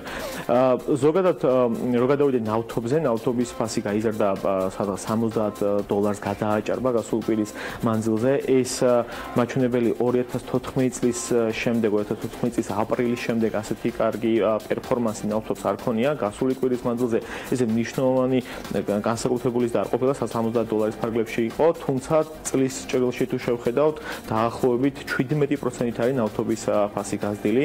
ყველაზე კარგი პერფორმანსი ქონდა, როგორც ეს ვთქვათ, საინვესტიციო აქტივის კლასს. რაც შეეხება ამ მიმართულებით მოლოდინებს, სხვადასხვა მოლოდინებს თუ შევხედავთ, არის საუბარო შეიძლება $80-მდე გაიზარდოს, მაგრამ ძირითადი განპირობებელი მიზეზი ნავთობის ფასის ზრდის არის ესე ვთქვათ, მიწოდების შეზღუდვა, მარტივად რო ვთქვათ, იმიტომ რომ ჩვენ ვიცით, რომ ამერიკა გამოვიდა, ესე ვთქვათ, ირანის შეთანხმებიდან და ამავდროულად ირანს აღუდგინა სანქციები, რამაც გამოიწვია შეიძლება ითქვას გარკვეულწილად მინიმუმ პოტენციური თვალსაზრისით გამოიწვია ნავთობის მიწოდების შეზღუდვა და ამან გამოიწვია საბოლოო ჯამში ვთქვათ ნავთობის ფასის მიმართ მზარდი ტენდენცია. გადავალ ევროზონასაც შეეხება ევროზონაში ჩვენ დავინახეთ ცდები, ძირითადი ევროპის ინდექსები, როგორც ეს STOXX 600, DAX 30, გერმანული ინდექსი CAC 40, დადებითი დასს განიცდიდნენ. ყველაზე კარგად იზრდებოდა STOXX 600, რაც არის ევროზონის, ასე ვთქვათ, 600 ყველაზე მსხვილი კომპანია შედის STOXX 600-ის ინდექსში და კარგია ის რომ გასულ კვირის მანძილზე 1.6% გაიზარდა და ბოლო 7 კვირა შეიძლება ითქვას პატარ-პატარა ზდებით სტოქსექსაზე იზრდება, რაც მეტყველებს მასედ რომ ევროპაში საკმაოდ ზარდი ბაზარია. ამავდროულად უნდა გავითვალისწინოთ რომ ევრო გამყარებული დოლარის მიმართ, რაც ზოგადად აწვება ევროპის ეკონომიკების ზრდას და განსაკუთრებით ექსპორტის ნაწილში. ასევე უნდა ვისაუბრო რამოდენიმე სიტყვით ინგლისზე, იმიტომ რომ ყველაზე ესეთი პესიმისტური ფონი თუ შეიძლება ასე ითქვას და მოლოდინები არის ბრიტანეთის მიმართ. ბრიტანეთში გასულ კვირას იყო ეს ცენტრალური ბანკის მონეტარული შეხვედრა, მონეტარულმა მონეტარულმა ცენტრალურმა ბანკმა არ გაზარდა მინიმალური მონეტარული განაკვეთი და ამას მოუყვები 1-2 სიტყვით, მანამდე ვიტყვი რომ ბრიტანეთმა შეამცირა თავისი თქვათ ინფლაციური ფონი 2.7%-დან 2.4%-მდე ეკონომიკური მეორე კვარტლის წლიური ინფლაცია, ასევე მიმდინარე წლის ეკონომიკური ზრდა შეამცირა 1.8%-დან 1.4%-მდე და ზოგადად კიდევ ერთხელ ვიტყვი რომ საკმაოდ ისეთი პესიმისტური ეკონომიკური ფონია ბრიტანეთში 3.1%-ით შეუმცირდა საცალო გაყიდვები და 1995 წლის შემდეგ ესეთი შემცირება არ ქონია ბრიტანეთს და ამ ყველაფრის ფონზე ის საკმაოდ მოსაუბრებელი იყო რომ ბრიტანეთის ეს თქვა ცენტრალური ბანკი არ გაზრდიდა მინიმალურ საპროცენტო განაკვეთს, იმიტომ რომ მას რომ ეს გაეკეთებინა, იგი დააწვებოდა ისეთ ესე თქვა ისედაც ისეთ შემცირებულ ეკონომიკურ ზრდას. ამ ფონზე ინდექსები ოდნავ გაიზარდა ბრიტანული FTSE 100 და FTSE 250, ეს თქვა პატარა ზრდები განიცადეს და წლის დასაწყისში ესე თქვა ოდნავ დადებით ზრდებს აჩვენებენ და მაგრამ დავალდოთ როგორ გამოვითარდება ბრიტანეთში მოვლენები, ნახოთ რა სიზავს იქ ეკონომიკური გამოვითარება. რაც შეეხება იტალიას, იტალიაში ვერადავერ შეიძლება ითქვას რომ პოლიტიკური კრიზისი გვაქვს, ვერადავერ ჩამოყალიბდა და პარლამენტი და მთავრობა, ამის გამო ბუნებრივია გასულ კვირას ესე ვთქვათ დავინახეთ მნიშვნელოვანი ვარდნა იტალიური საფონდო ინდექსების, ამავდროულად იტალიური ესე ვთქვათ სახელმწიფო აწლიანი სახელმწიფო ობლიგაციებზე ფასი ძალიან დავარდა და ამონაგები სადღაც 2%-მდე გაიზარდა, რაც ისეთ სახელმწიფო ობლიგაციებში საკმაოდ მაღალია და ნუ ყველა ელოდება როგორ გამოვითარდება იტალიაში მოვლენები. რაც შეეხება იაპონიას და ჩინეთს, იაპონიაშიც იყო ვთქვათ ოდნავი ზრდები საფონდო ინდექსების და მაგრამ შეიძლება ითქვას რომ განვითარებულ ეკონომიკებს თუ შევხედავთ, იაპონია ყველაზე მეტ ესე ვთქვათ ვარდნაშია, ანუ წლის დასაწყისთან დღემდე შეიძლება ითქვას რომ დადების დაშფადებიდან ამ სხვა იაპონური ინდექსები ისე უარყოფით უარყოფით ზრდებს აჩვენებენ წლის დასაწყისთან დღემდე 3% არის გამყარებული იენა დოლართან მიმართებაში 109 ფარგლებში ივაჭრება, წლის დასაწყისში ივაჭრებოდა 112 ფარგლებში. ზოგადად ეკონომიკასაც შეეხება პირველი კვარტლის ეს ვთქვათ ეკონომიკური მაჩვენებლები ჯერ იაპონიას არ გამოუქვეყნებია, სხვადასხვა მოლოდინებია, ანუ გარკვეული ეკონომისტები იძახიან რომ იაპონიაში შეიძლება 2015 წლის შემდეგ პირველად გამოვიდეს კვარტალური ეკონომიკური მაჩვენებლის შემცირება და ჩვენ ვიცით რომ იაპონიაში ბოლო 8 კვარტალია ეკონომიკა შეუქცევად რეჟიმში იზრდება და ნუ ნახოთ რა ეკონომიკური მაჩვენებლები გამოვა. თუ და ამის სხვადასხვა მნიშვნელოვანი საფუძველი არ არის, მაგრამ გარკვეული ეკონომისტები ამას მაინც იმედოვნებენ. რაც შეეხება ჩინეთში ისევ არის ეს მნიშვნელოვანი ასე ვთქვათ ყურადღება გადატანილი მასეთ რომ როგორ ჩამოყალიბდება ჩინეთი და ამერიკა თავიანთ სავაჭრო ტარიფების მიმართულებით მეორე რაუნდი მიდის მოლაპარაკების ამ ეტაპზე ჩინელი ესე ვთქვათ ეკონომისტები და სახელმწიფო წარმომადგენლები ჩასულები არიან ვაშინგტონში და მიდის ამაზე მოლაპარაკება. ზოგადად შეიძლება ითქვას ამერიკის მოთხოვნა არის შემდეგი რომ 200 მილიარდი დოლარით 2020 წლისთვის საგარეო ვაჭრობა შეამციროს, ამ საგარეო ვაჭრობის უარყოფითი სალდო შეამციროს ჩინეთთან. არ ვიცი რამდენად ეს მოხერხდება ამ ორ ქვეყანას შორის, მაგრამ მთელი ყურადღება განატანილია რომ არ დაიძაბოს ჩინეთსა და ამერიკის შორის ეს ვთქვათ სავაჭრო ტარიფები და ეს ფორმატი არ შევიდეს რაღაც დაძაბულობაში, იმიტომ რომ ეს მნიშვნელოვანი გამოწვევა იქნება გლობალური ეკონომიკური განვითარებისთვის 2018 წლის მანძილზე როგორც მინიმუმ. რაც შეეხება სხვა განვითარებად ეკონომიკებს, განვითარებად ეკონომიკის ინდექსიც ოდნავ გაიზარდა, წლის დასაწყისთან დღემდე სადღაც 2%-მდე არის გაზრდილი და თქვენ სიუჟეტში ბევრი ისაუბრეთ არგენტინაზე. არგენტინაში რომ მოკლედ რომ თქვათ დიდი ეკონომიკური რესეცია, კრიზისია, არგენტინის პრეზიდენტმა მიმართა IMF-ს, იმის გამო რომ IMF-მა გამოუყოს ან გარკვეული კრედიტი, ან სხვა სახის დაფინანსება იმის გამო რომ ესე ვთქვათ გადაარჩინონ ეკონომიკა და გადაარჩინონ პესო. ჩვენ ვიცით რომ მაგალითად მიმდინარე მინიმალური საფუძველი განაკვეთი ამერიკაში რეფინანსების განაკვეთი 40%-მდეა გაზრდილი, პესო არის მნიშვნელოვნად და შემცირებული ფასში დოლართან მიმართებაში და ნახოთ როგორ გამოვითარდება მოვლენები. მადლობა გოგა საინტერესო მიმოხილვისთვის, ამომწურავ ინფორმაციისათვის, როგორც ყოველთვის. გოგა მელიქიძე, გალდენტაგარტის საბროკერო მიმართულების ხელმძღვანელი გვერდებოდა ოფისიდან.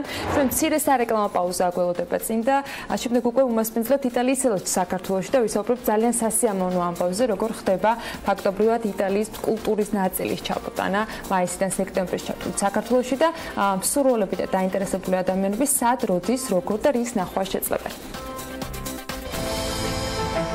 ამინდის პროგნოზის სპონსორია SEU დეველოპმენტი.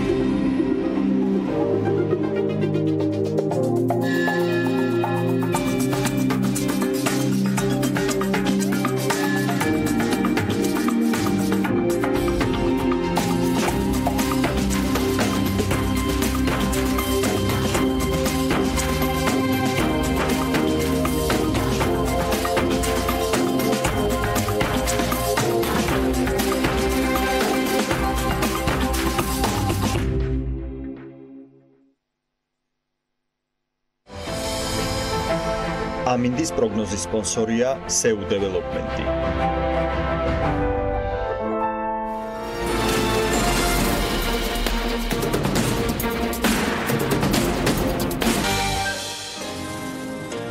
იტალიური ხელოვნების ნიმუშები ისევ თბილისშია. საქართველოს პირველი რესპუბლიკის 100 წლის თავის აღსანიშნად იტალიის საელჩოს თანამშრომლობა საქართველოს ეროვნულ მუზეუმთან გრძელდება. ბოტიჩელის, კარავაჯოს და მიქელანჯელოს შემდეგ ამჯერად მსურველები უკვე თბილისში ტიციანის, ლეონარდო და ვინჩის, რაფაელისა და სხვა დიდოსტატების ნამუშევრებს იხილავენ. 4 ახალი გამოფენა, რომელიც მაისიდან ოქტომბრამდე გაიმართება, ქართველი მნახველის და დედაქალაქის სტუმრების ყურადღებას ერთიანად მიიპყრობს. და დღეს ჩვენ სტუდიაში ვის თუ არა ენრიკო ბარტოლის იტალიის საქართველოში მასპინძლობთ. მადლობა კიდევ ერთხელ სტუმრობისათვის. მოხარული ვარ რომ შეგვიძლია კიდევ ერთხელ ვისაუბროთ ამ არაჩვეულებრივ შესაძლებლობას და მადლობა ჩემი სახელით და ქართველების სახელით რომ ამ გამოფენის ნახვის შესაძლებლობა გვექნება ამ თვეების განმავლობაში. რის მიხედვით შეირჩა ექსპონატები ამჯერად დავიწყოთ მოდით ამით. Thank you. No. First of all is the story that დიდი მადლობა. პირველ რიგში ეს არის ისტორია, რომელიც გრძელდება, რადგან როგორც თქვენ აღნიშნეთ, ჩვენ დავიწყეთ ისე დიდი სახელებით, როგორც არის ბოტიჩელი, კარავაჯო, მიქელანჯელო და ჩვენ შემდგომ უკვე გავაგრძელეთ იმავე დონეზე. The criterion was კრიტერიუმები არჩევისას მიიღო პირველ რიგში ის, რომ უნიკალური ნამუშევრები უნდა შეგვერჩია თავიანთ სფეროში საუკეთესო ნამუშევრები. რადგან ჩვენ გვსურს, რომ გაგიზიაროთ საუკეთესო შემოქმედება, რაც გააჩნია იტალიაში. შესაბამისად, ჩვენ გვყავს ისეთი შემოქმედები, როგორც არის ტიციანი, რენესანსის წარმომადგენელი, საუკეთესო მხატვარი, ასევე ძალიან ბევრი გამოფენა ნამუშევარი. ისინი ჩვენს მაყურებლებს ერთ-ერთი იქნება მადონა ყრმით, რომელიც ვენცის აკადემიური გალერეიდან უნდა ჩამოიტანონ თბილისში. რა პირობების გათვალისწინება გახდა საჭირო, სადაც ასეთ ხელოვნების ნიმუშებზე ვსაუბრობ, ტრანსპორტირება კიდევ ცალკე თემა არის და ამაზე პასუხისმგებლობა. რამე განსაკუთრებული საჭიროება ხომ არ იდგა და როგორ დახვდა ეროვნული მუზეუმი ამას? So is already here. ეს უკვე აქ არის ღვთისმშობელი ახალშობილთან ერთად ეს ნამუშევარი არის უკვე ჩამოტანილი, გასულ პარასკევს გამოჩნდა საქართველოში და ეს იქნება ღია საზოგადოებისთვის დღევანდელი დღიდან. ეს არის ტიციანის შედევრი. Painting dating around 1560. დაახლოებით 50-60 წლის იყო, როდესაც მან ეს ნამუშევარი დახატა. Academy Gallery in Venice, which is the და ეს მდებარეობდა აკადემიურ გალერეაში ვენეციაში, რომელიც არის ერთ-ერთი უმთავრესი საგამოფენო სივრცე ჩვენი ქვეყნისათვის, სადაც არაერთი დიადი ხატვარი იყრის თავს. და რა თქმა უნდა, ეს არის დელიკატური საკითხი, ტრანსპორტის საკითხი არის დელიკატური იმ შემთხვევაში, როდესაც ჩვენ განვიხილავთ შედევრის გადმოტანას, მას სჭირდება განსაკუთრებული პირობები, სპეციალური ყუთი, რომელშიც შედევრი უნდა განთავსდეს და ყუთი უზრუნველყოფს თანაბარ ტემპერატურას მთელი ტრანსპორტაციის განმავლობაში. და ჩვენ თანამშრომლობთ იმ კომპანიებთან, რომლებსაც შეუძლია ფინანსური მხარდაჭერა ამ გადმოზიდვის უზრუნველსაყოფად.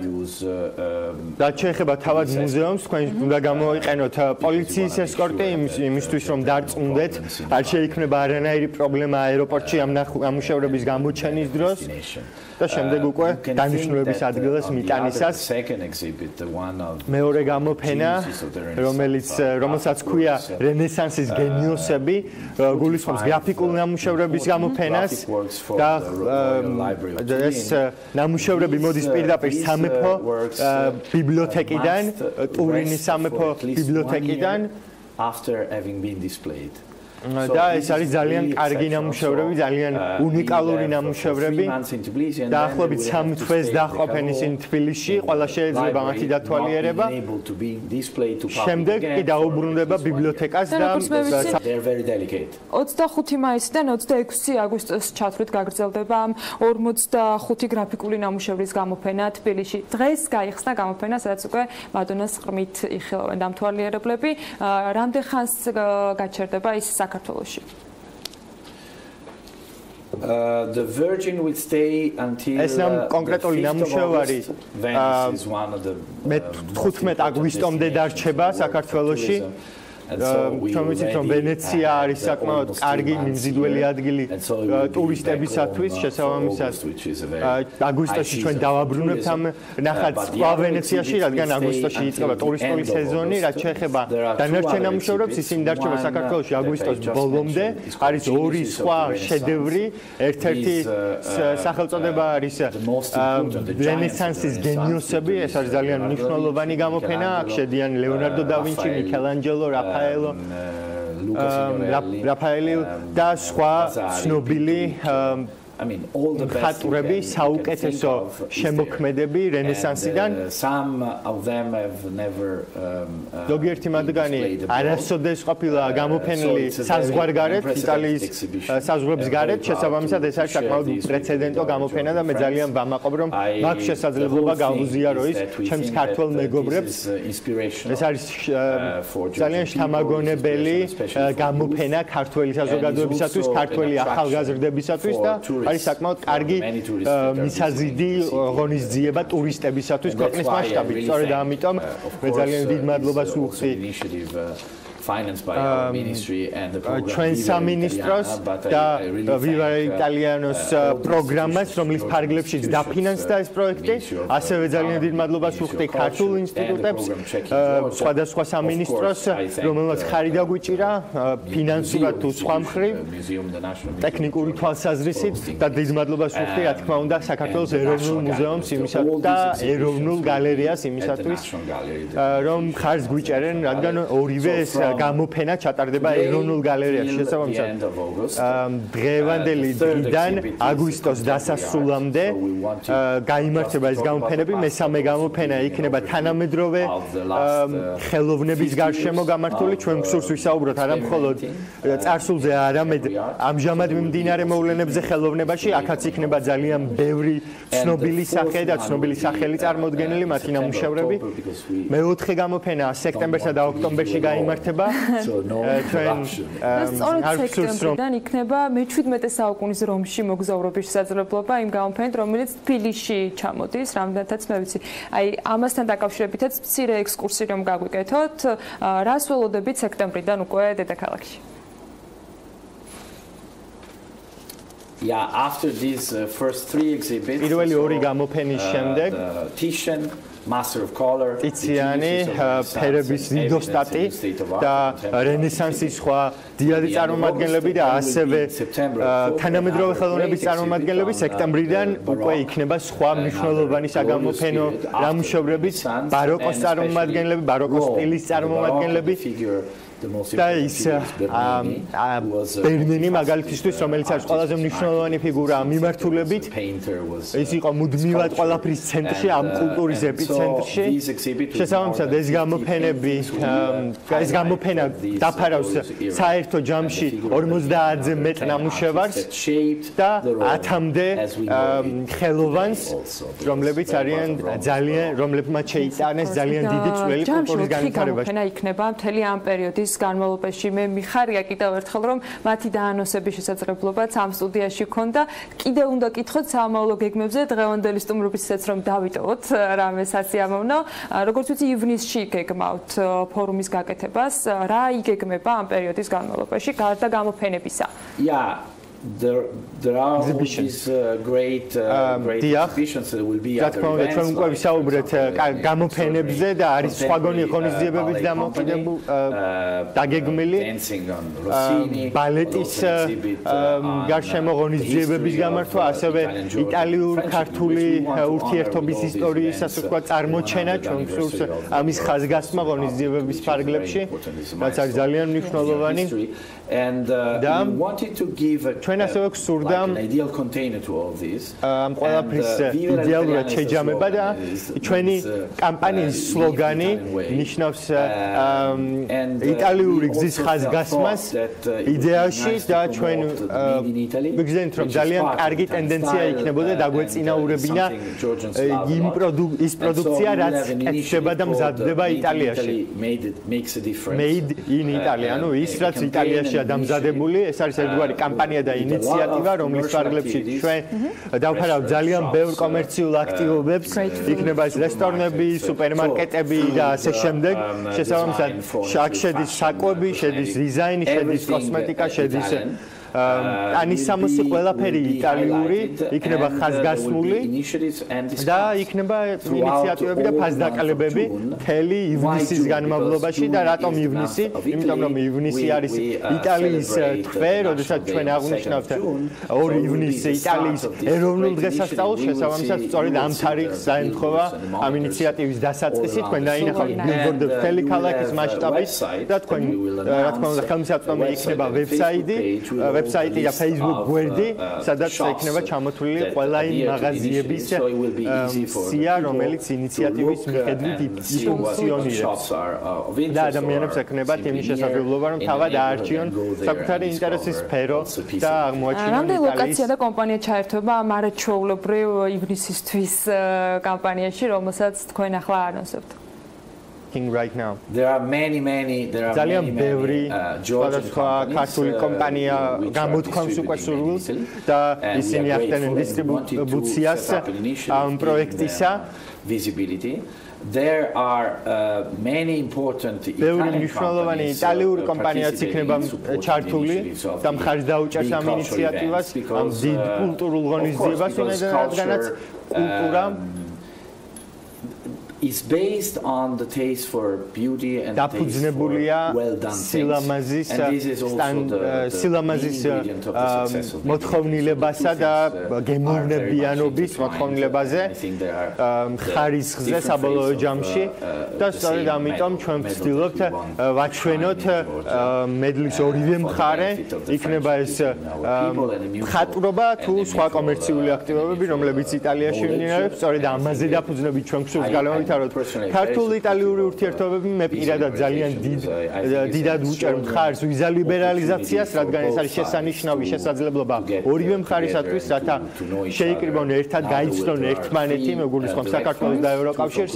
უკვე არის პირდაპირი ფრენები ქუთაისიდან რომში და ასევე ბერლინში, რაც არის ძალიან კარგი სიახლე და ძალიან კარგი შესაძლებლობა იმისათვის, რომ და მას შემდეგ რაც უკვე ივნისში საქართველოში დავტყვებით ამ არაჩვეულებრივ საზოგადოებით ის დრო არის, რომ დაგვეგმოთ უკვე აგვისტოში, ან შესაძლოა ივლისშიც შვებულება იტალიაში და მომასპინძლობ ბევრი იტალიელ ტურისტს საქართველოში. ყოველ შემთხვევაში ამას ვისურვებთ. მადლობა თქვენ სტუმრობისათვის. ანტონიო ენრიკო ბარტოლი იტალიის ელჩი საქართველოში სტუმრობდა საქმიანი დილის ეთერში. მცირე სარეკლამო პაუზის შემდეგ დაგიბრუნდებით.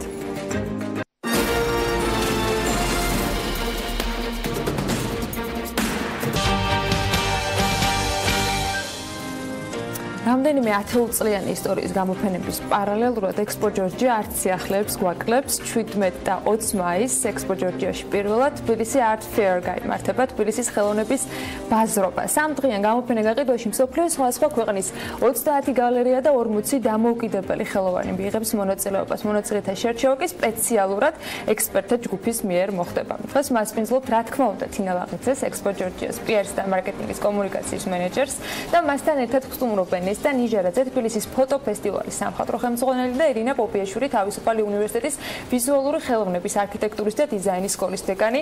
მოგესალმებით, მადლობა სტუმრობისათვის. მშვიდობის. თინა სტაჟიანი სტუმრობიდან გამომდინარე, მისგან დავიწყე. მოგესალმებით, თინა. ეს არის ახალი გამოფენა, რომელსაც ექსპო წელს პირველად უმასპინძლებს.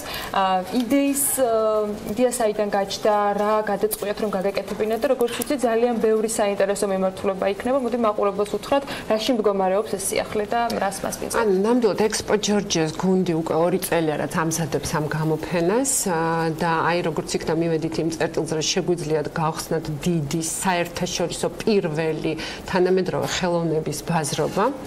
აქ ჩართულია თითქმის ყველა პავილიონი და 15-ზე მეტი ქვეყანა თავისი მოწინავე სახელოვნებო ინსტიტუციებით, მუზეუმებით, კურატორებით, დარგის სპეციალისტებით. გამოფენა გვთავაზობს 2 ძირითად მიმართულებას. ეს არის პირველი მე-11 პავილიონში, სადაც გაიმართება გალერეების მონაწილეობა, წარმოდგენილია 30 გალერეა და მეორე ეს არის ეგრეთ წოდებული სახელოსნო ჰაივი, სადაც დამოუკიდებელი 40 არტისტი იღებს მონაწილეობას. აბსოლუტურად შეუზღუდავია სპექტრი შინაარსი და მიმართულება, რა თქმა უნდა, ნამუშევრების და ჩვენ უნდა აღვნიშნოთ, რომ კიდევ არტ ბაზრობას აქვს ძალიან ძლიერი საჯარო პროგრამა და ამ საჯარო პროგრამის 2 წარმომადგენელი ეთერში ყავს და თავიანთ პროგრამებზე უფრო დაწვრილებით ილაპარაკებენ. მე მინდა ხაზი გაუსვა იმას, რომ ეს დიდი და არაჩვეულებრივი სახელოვნებო ღონისძიება გახდა მისი ჩატარება გახდა შესაძლებელი ჩვენი ხარდამჭერებით და მინდა მკაფიოდ და ძალიან ხაზგასმით ვთქვა, რომ დაფინანსებაში მონაწილეობას იღებს 25 ქართული კერძო კომპანია და მოგეხსენებათ, რომ ჩვენ არა ვართ ხელოვნების სფეროს წარმომადგენლები, განებივრებულები. ამ ნაწილზე უნდა გადავსულიყავი, რის მიხედვით შეერჩა საქართველოში არ არის ხშირად თუნდაც ხელოვანების ნამუშევრების მიმართ შეფასება ისეთი, როგორცაც ისინი შესაძლოა იმსახურებენ, მაგრამ იქიდან გამომდინარე, რომ არც მაღალი სოციალურ-ეკონომიკური მდგომარეობა ხშირად ხდება ხოლმე სწორედ ამ მიმართულებით გარკვეული, თქვათ, შეფასების გადაჭარბებასთან დაკავშირებით აქცენტების გაკეთება. ჩვენს ხშირად მასპინძლობთ გალერისტებს, რომლებიც ამბობენ, რომ არ არის ისეთი აქტიური გაყიდვები. თქვენ რატომ გადაწყვეტეთ, რომ ამ ნაწილში გააქტიურებული ყავით და რის მიხედვით შეარჩიეთ მონაწილეები? ეს კიდევ ერთი საკითხი, რომელიც ძალიან მაინტერესებს. სწორედ საკითხი იმაში მდგომარეობს, რომ იყო მოსაზრება, რომ არ არის თითქოს არ არის მომზადებული ნიადაგი იმისთვის, რომ ესეთი ფართო საერთაშორისო ღონისძიება ჩატარდეს, მაგრამ აი ამ სწორედ ამ ბაზრობამ და 17-დან 20 მაისის ჩათვლით 4 დღიან გამოფენაზე ეს აზრი იქნება გაფანტული, იმიტომ რომ ნამდვილად არის ნიადაგი და სწორედ მადლობა მინდა კიდე გადაუხადო იმ ხალხს და იმ გალერეებს და იმ დარგის სპეციალისტებს, ვინც შესაძლებელი გახადა და მოამზადა ნიადაგი და დაუბრუნდები კიდევ იმ საკითხს, რომ ქართული კომპანიები თავისი დაფინანსებით იღებენ მონაწილეობას და კიდე აგრეთვე მინდა ვთქვა, რომ ექსპო ჯორჯიას ძალიან დიდი ფინანსური რესურსი დევს ამ გამოფენის ორგანიზებაში, რამაც ასე ვთქვათ, აიყოლია სხვა ჩეკინ ჯორჯია პარტნიორი, ხო? დიახ, პარტნიორები ასე ვთქვათ, რაში გამოიხატება მისი ფინანსური მხარდამჭერა არის, რა თქმა უნდა. რა გაცხადებული კონდათ მათ პროგრამა? დიახ, რა თქმა უნდა, თბილისის მერია იღებს მონაწილეობას და კიდევ როგორც აღნიშნეთ, კერძო სექტორი და კიდევ მინდა ხაზი გაუსვა, რადგან გაჩნდა რაღაც შეკითხვები საზოგადოებაში, მინდა აღნიშნო, რომ ეს არის კონკრეტულად საქართველოს ქართული რესურსით გაკეთებული და ამაში არ ურევია არავითარი თქვა გაჩნდა იმის საშიშროება რომ ეს ყოფილიყო თქვა რუსეთის მიერ დაფინანსებული არტბაზრობა რაც ძალიან გულდასაწყვეტია როგორც მოსაზრება ტრიალებს იმიტომ რომ არავითარი საფუძველი არ არსებობს ამისი პირველად მესმის არის ესეთი მოსაზრება რაც სამწუხაროა მაგრამ არ არის კიდევ მინდა აღვნიშნო რომ ჩვენ არ გვქონია არავითარი კონკურსი გამოცხადებული და მხოლოდ ჩვენმა სტუმრებმა, მუზეუმებმა და ორგანიზაციებმა შემოგთავაზეს გასახალისებელი რაღაც პრიზები, რაზედაც დავთანხმდით, იმიტომ რომ ძალიან კარგი შემოთავაზება იყო Found Cultural Park-ისგან, ეს არის იტალიური ორგანიზაცია, აგრეთვე ლონდონში არსებული ფონდი, ხანო ფონდი, რომელიც მატერიალურ ჯილდოს გადასცემს, ვისაც მოეწონება და ვარი ვთქვით იმის გამო, რომ საზოგადოებრივი აზრი და ჩვენც ვეთანხმებით აბსოლუტურად ამ საზოგადოებრივ აზრს და ვიზიარებთ, რომ შემოთავაზება იყო მოსკოვის მომასგან და ვთქვით ამისგან ვარი ამ წინადადებაზე.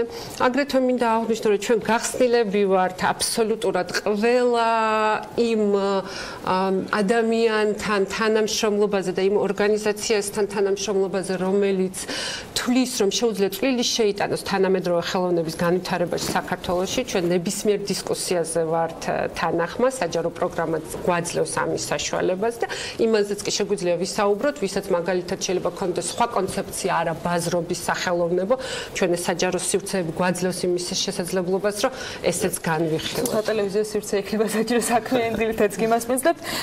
ქალბატონ ნესტან, ქალბატონ ირინა, თქვენს პროექტზე მინდა გადავიდეთ, რომელსაც დღეს თქვენ წარმოადგენთ. რაში მდგომარეობს ის და ვისი ჩართულობის, თქვათ, სამიზნე აუდიტორია, ვისი შეიძლება იყოს? მოგესალმებით. ჩვენ მე დავარსებ კუნსთალე თბილისი, რომელიც ემთხვევა თბილისის არტ-ფერის გახსნას. ეს იქნება ეს ახალი ორგანიზაცია, რომელიც არის პრინციპში მუზეუმი, რომელსაც არ აქვს კოლექცია და ჯერჯერობით მუდმივი სივრცეც არ აქვს. კუნსთალეს არის თვითონ გერმანული იდეა არის მუზეუმის და ამიტომ ჩვენ ვატარებთ დისკუსიების სერიას თბილისი არტ-ფერზე.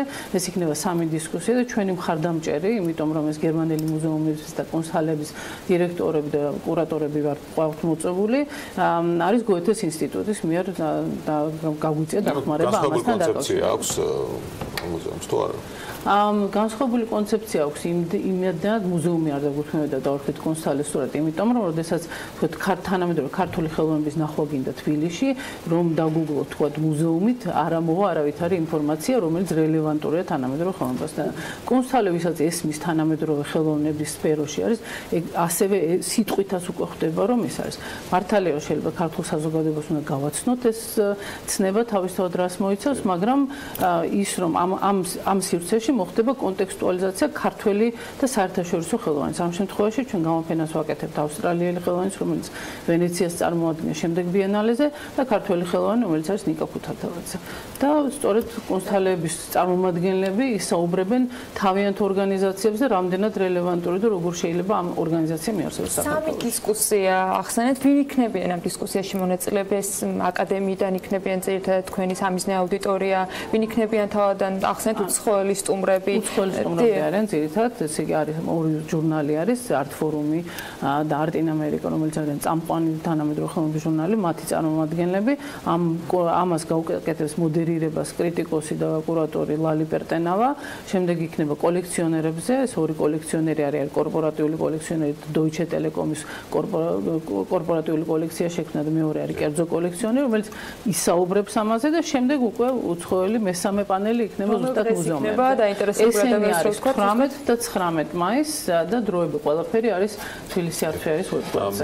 თბილისი ფოტოფესტივალიც ასე ვთქვათ გაიმართება ამ გამოფენების ფარგლებში. იქნება განსხვავებული ასე ვთქვათ წელს ფოტოფესტივალი. თბილისის ფოტოფესტივალი თბილისი არტ-ფერმა დაპატიჟა, ანუ მართ მოწვეული სტუმარი ვართ და ძალიან საინტერესო შემოთავაზება გაგვიკეთეს. სურვილი იყო რომ ამ გამოფენის მეშვეობით, რომელსაც თბილისის ფოტოფესტივალი გააკეთებდა არტ-ფერის ფარგლებში, ტაფის ფარგლებში, ჩვენ გვეჩვენებინა ფოტოგრაფიული გამოსახულების განვითარების აი ეს ძალიან საინტერესო გზა, რომელიც მე-19 საუკუნის მეორე ნახევრიდან იწყება და არ მთავრდება.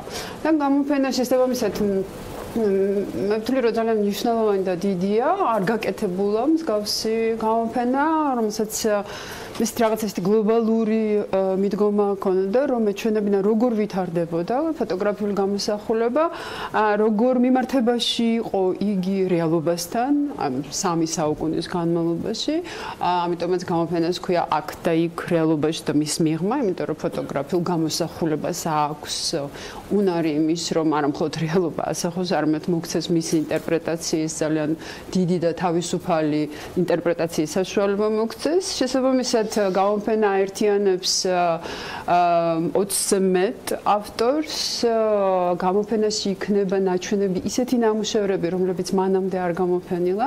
მე გამოფენაც არ ყოფილა საქართველოში ასეთი კონცეფციის, ასეთი მასშტაბის ფოტო არ ყოფილა, ამიტომ ძალიან კარგი არის, რომ თბილისის არტფეამ იფიქრა იმაზე, რომ შეიძლება საინტერესო ყოფილიყო არა მარტო ვთქვათ იმ მოწვეული სტუმრებისთვის, რომლებიც მოდიან არტფეარს და რომლებიც ეცნობიან ქართულ ბაზარს, სახელოვნებო ბაზარს, არამედ ეცნობიან ვთქვათ ხელოვნება, მაქსიმალურად უნდა ცადო, ხო ამ 4 დღეში აჩვენო რა მემკვიდრეობა, რა პოტენციალი არის დაგროვილი ქვეყანაში, იმიტომ რომ ეს საინტერესო არის საკვლევად და გასაცნობად. ამიტომ ეს ჩვენი ფოტოგამოფენა სწორედ ამისთვის კეთდება, ამიტომაც არის მასშტაბური, ამიტომაც არის მნიშვნელოვანი. ძალიან მიხარია, რომ სწორედ ის კონცეფცია ავირჩიეთ, რომელიც თურმე ძალიან საჭიროა და ეს არის არტისტების რეალობასთან მიმართება და მათ მიერ რეალობის სწორედ ან არასწორად ან თავისებურად ინტერპრეტაცია, ეს იყო ძალიან მნიშვნელოვანი და სწორედ ეს გამოიკვეთა ასეთი გამოფენის, ასე ვთქვათ, ახალგაზრდა თაობის დამოკიდებულებაში ძალიან ბევრ კომპონენტთან, რომელიც დაკავშირებულია. იყო განსხვავებული მოსაზრებები. რა თქმა უნდა, განსხვავებული მოსაზრებები იყო და შესაბამისად ესეც ჩემთვის როგორც კურატორისთვის ნათელს ხდის, რომ რაღაცნაირად ალბათ მაინც პულსზე გვაქვს ხელი და თქვენ 20 ხელოვანი იქნება ხო ფოტოგამოფენაში, მათი ნამუშევარი 20-ზე მეტი, ყველა თანამედროვეა თუ არა, სწორედ ანუ გამოფენის სახელწოდება არის ასეთი, იქ და აქ რეალობაში და მის მიღმა ფოტოგრაფიის 3 საუკუნე საქართველოში. ფოტოგრაფია დაიწყო მე-19 საუკუნით, გაჩნდა მე-19 საუკუნის მეორე ნახევრიდან, გაიარა ძალიან საინტერესო გზა პირველ ათწლეულებში, მე იყო მასალების მოძიება სწორედ აი იმ პერიოდიდან, საიდან მოიწია. წინვალე კოლექცია აქვს ეროვნულ მუზეუმს მე-19 საუკუნის ფოტოგრაფიის უმდიდრესი არქივი არის, რომელსაც ჩვენ ესე ერთი სახელწოდებით ვუწოდებთ ხოლმე დიმიტრი ერმაკოვის კოლექციას, რომელიც აერთიანებს მე-19 საუკუნის მეორე ნახევრის წამყვანი ფოტოგრაფების და არტისტების ნამუშევრებს. უმდიდრესი კოლექცია, რომელსაც სჭირდება მეტი პოპულარიზაცია, მეტი ჩვენება არა მარტო საქართველოში, არამედ საქართველოს ფარგლებს გარეთ, იმიტომ რომ მაგალითად დიმიტრი ერმაკოვის კოლექცია და ფოტოგრაფიის ასეთი განვითარება მე-19 საუკუნის მეორე ნახევარში არის პირდაპირ იმის ნიშანი, რომ საქართველო ძალიან გახსნილი იყო მაშინაც ევროპული კულტურული სიახლეებისათვის. ეს ამის ნიშანი არის. და შესაბამისად ჩვენ მაგალითად 2011 წელს ვაჩვენეთ ძალიან პატარა ნაწილი ამ კოლექციის და ეს იყო ესეთი სერიოზული აღმოჩენა ევროპელი ექსპერტებისთვის. ზერო ესეც იქნება გიგო გაბაშვილი და ასე შემდეგ. მთელი ეს ისტორია მოწმობს იმას, რომ ეს არ იქნება მხოლოდ ამ სფეროებით დაინტერესებული ადამიანებისთვის მოწყობილი გამოფენა. თინა, კიდევ რა საინტერესოს გვეტყვი? კიდევ ძალიან საინტერესო ორი საჭირო. გამოფენაზე ვეპატიჟებით როგორც დამთვალიერებელს და უბრალოდ თანამედროვე ხელოვნების მოყვარულებს, აგრეთვე ვეპატიჟებით კურატორებს, კოლექციონერებს, დარგის სპეციალისტებს, მუზეუმებს და 300-ზე მეტი საერთაშორისო ძალიან მაღალი დონის დარგის სპეციალისტი ჩამოდის, როგორც ბაიერი კოლექციონერი, მუზეუმების და ინსტიტუციების წარმომადგენლები. ასევე უნდა აღინიშნოს ორი საჯარო ძალიან ვრცელი და ძლიერი პროგრამა, რომელიც ერთი ელენე აბაშიძის კურატორობით გაიხსნება, ერთად არაჩვეულებრივ თბილისის სივრცეში, აბრეშუმის მუზეუმში, შემდეგ მწერალთა სახლში. ეს არის გამქრალია 12 ქალი, რომელიც მოიცავს 2 საუკუნის განმავლობაში ქართველი ემიგრანტი ქალების ნამუშევრებს, დაწყებული ვერაფაღავადან დამთავრებული დღეს მომუშავე ახალგაზრდა არტისტი სალომის მაჩაიძით, ძალიან ბევრი ნამუშევარი იქნება შეკრებილი. აგრეთვე ლიზა ჯვანიეს მიერ კურატორობით ომი დროებით შეჩერებულია, რომელიც იქნება მე-9 პავილიონში. ეს არის ძალიან საინტერესო სივრცე, რომელიც თვითონ არტისტებმა შექმნეს და გააკეთეს იმისთვის, რომ მოეწყო თავისი გამოფენა, ეს კიდე ხას უსვამს იმას, როგორ გჭირდება ჩვენ საჯარო სივრცეები და რომ არსებობს ესეთი სივრცე თუნდაც ექსპო ჯორჯიას ტერიტორიაზე და კიდევ ერთხელ მინდა ვთქვა, რომ არტ-ბაზრობის მთავარი დანიშნულება კიდევ არის ის, რომ ეს არის იდეალური კომფორტული სივრცე კოლექციონერებისთვის, მუზეუმებისთვის, რომ შეარჩიონ ნამუშევრები, რომ მიიღონ აბსოლუტურად პროფესიონალების მიერ გადარჩეული სელექციონერები ნამუშევრები და შეიქმნა საქართველოში ერთგვარი სტანდარტი თანამედროვე ხელოვნების ბაზარზე. და მე ვფიქრობ, რომ ჩვენ ეს გამოგვივიდა გუშინ ჩვენ უკვე დავათვალიერეთ პავილიონები და ის ძალიან დიდი რესურსი და შრომა რაც ჩადებული ამ გამოფენის მოწყობაში უკვე გამოიხატა პირველი ნიშნები და ძალიან ასეთი ეფექტურია. მithumetes როცა ასეთი ახალი პროექტის განხორციელება ხდება და მithumetes ასეთი საინტერესო მიმართულებით ძალიან დიდი მადლობა სტუმრობისათვის. აუცილებლად BMG-ის გადაცემებით კიდევ დავუბრუნდებით ამ თემას და თუ შესაძლებელი იქნება მონაგრებსაც დავეთქვით. თინა ლაღიძეს ექსპო ჯორჯიას PR-ისა და მედიასთან კომუნიკაციების მენეჯერს, ნესტან ნიჟარაძეს თბილისის ფოტოფესტივალის სამხატვრო ხელმძღვანელს და ირინა პოპიაშვილს თავისუფალი უნივერსიტეტის ვიზუალური ხელოვნების არქიტექტურის და დიზაინის სკოლის დეკანს მასპინძლობთ საქმიანი დილის ეთერში. ახლა დროის გადავხედოთ გრძელვადი ამინდის პროგნოზს, ანუ როგორი დღეები გლოვდება მომდევნო 3 დღეს განმავლობაში. მცირე სარეკლამო პაუზის შემდეგ უკვე თათია ჩაფიჩაძესთან ერთად გიბრუნდებით.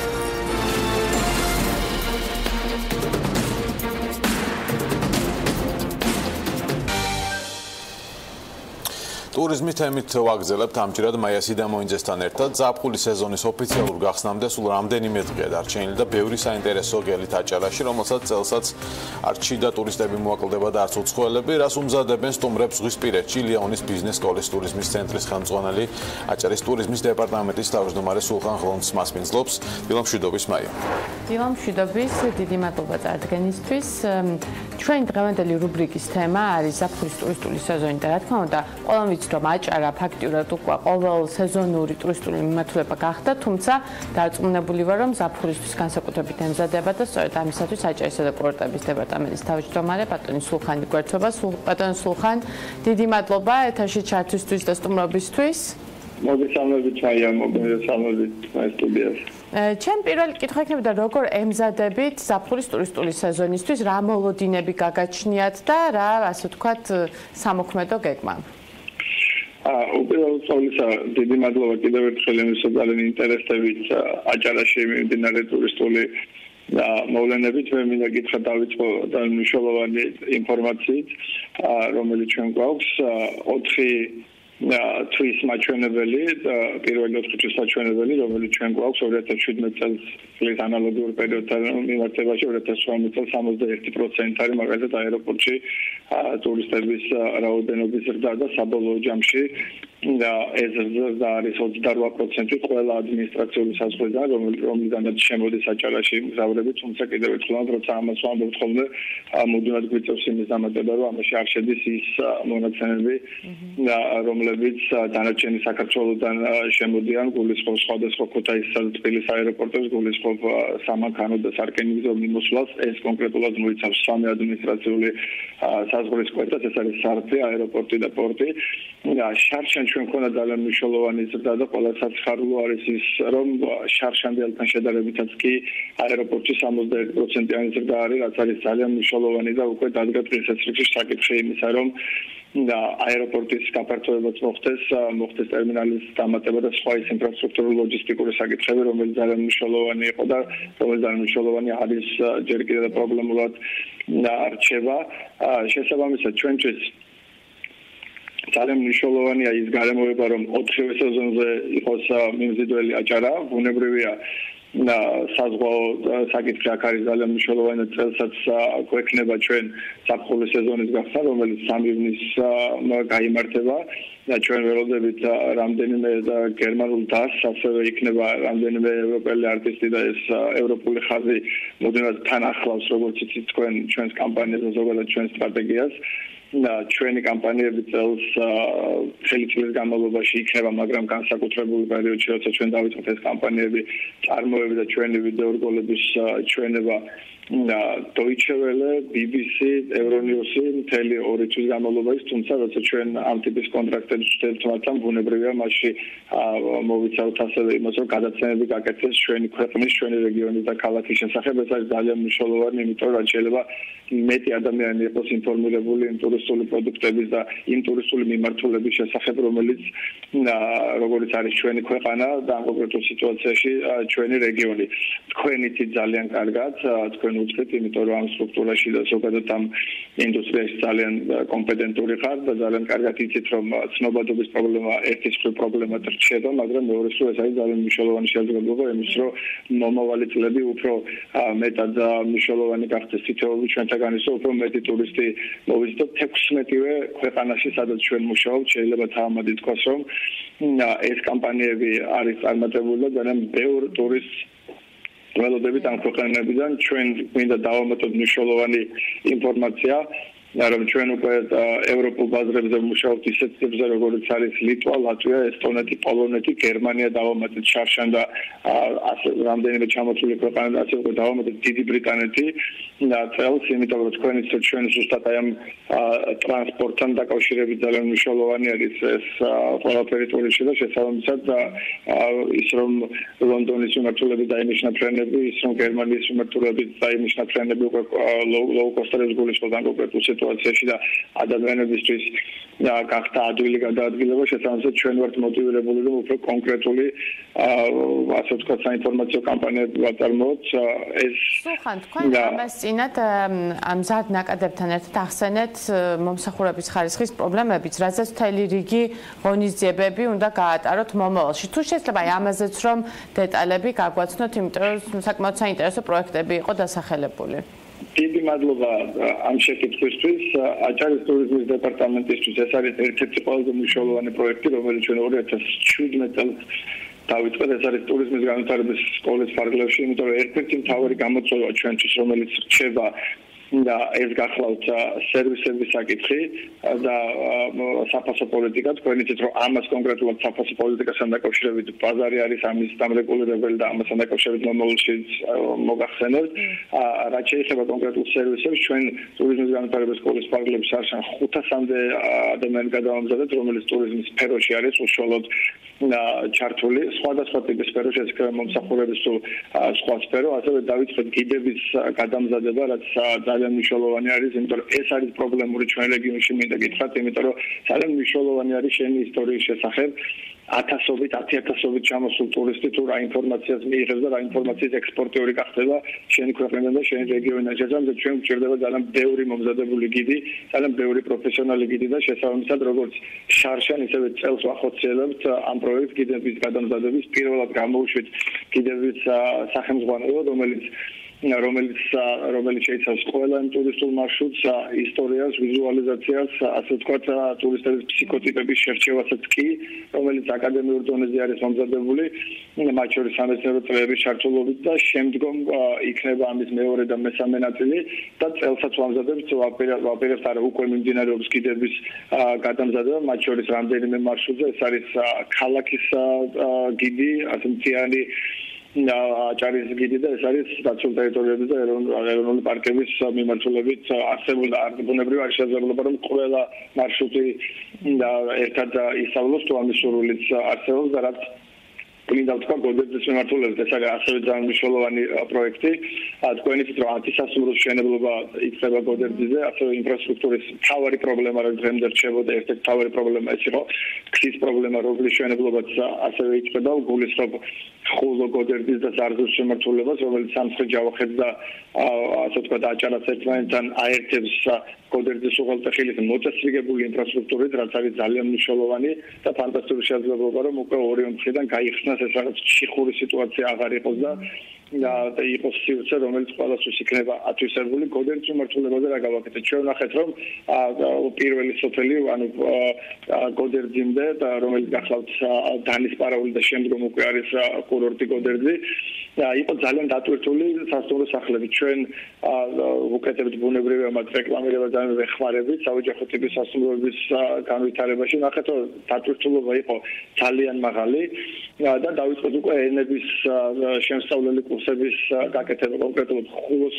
მუნიციპალიტეტში, გოდერძე ვატარებთ ინგლისური ენის კურსებს და ასევე CD-ზე იწერება სპეციალური იმიტირებული გაკვეთილი, თუ როგორ შეიძლება ტურის მასპინძელსა და ტურის შორის შედგეს დიალოგი, იმიტომ რომ ადამიანები უკვე თვითგანათლებასაც მიეცენ სახში, როცა დარჩებიან. ჩვენ ამ პროექტის გაგრძელებას ვაპირებთ და რატომ ვაპირებთ ამას? როცა ჩვენ თქვით, რომ ინგლისური ენის შესწავლის ასე ვთქვათ, სწავლების პროექტს ვიწყებთ გოდერძეზე, რამდენიმე ტიპის სკეპტიციზმი გამოიწვა, რაც ბუნებრივია, ეს ამბავი ჩვენს აბსოლუტურად გასაღებია, კრიტიკაც მისაღები არის, მაგრამ სუსტად ვიცით, რომ 5 წელიწადში, 3 წელიწადში, როცა გოდერძე ერთ-ერთი ყველაზე წარმატებული კურორტი იქნება ჩვენი ქვეყნის და ამის ძალიან გვჯერა, ჩვენ გვჯერა ამ პროექტის და მისი განვითარების შესაბამისად უკვე ეს პრობლემა ნაწილობრივ მაინც იქნება აღმოფხვრული, მათ შორის ახალგაზრდა თაობაში. ეს პერიოდი არის ის პერიოდი, რომელიც ჩვენ მაქსიმალურად უნდა გამოვიყენოთ და მოქალაქეებს უნდა ვასწავლოთ სტუმართ მასპინძლობის ინდუსტრიაში ყველა ძირითადი უნარები, რომელიც გამოიყენება, იმიტომ რომ მე ვამბობ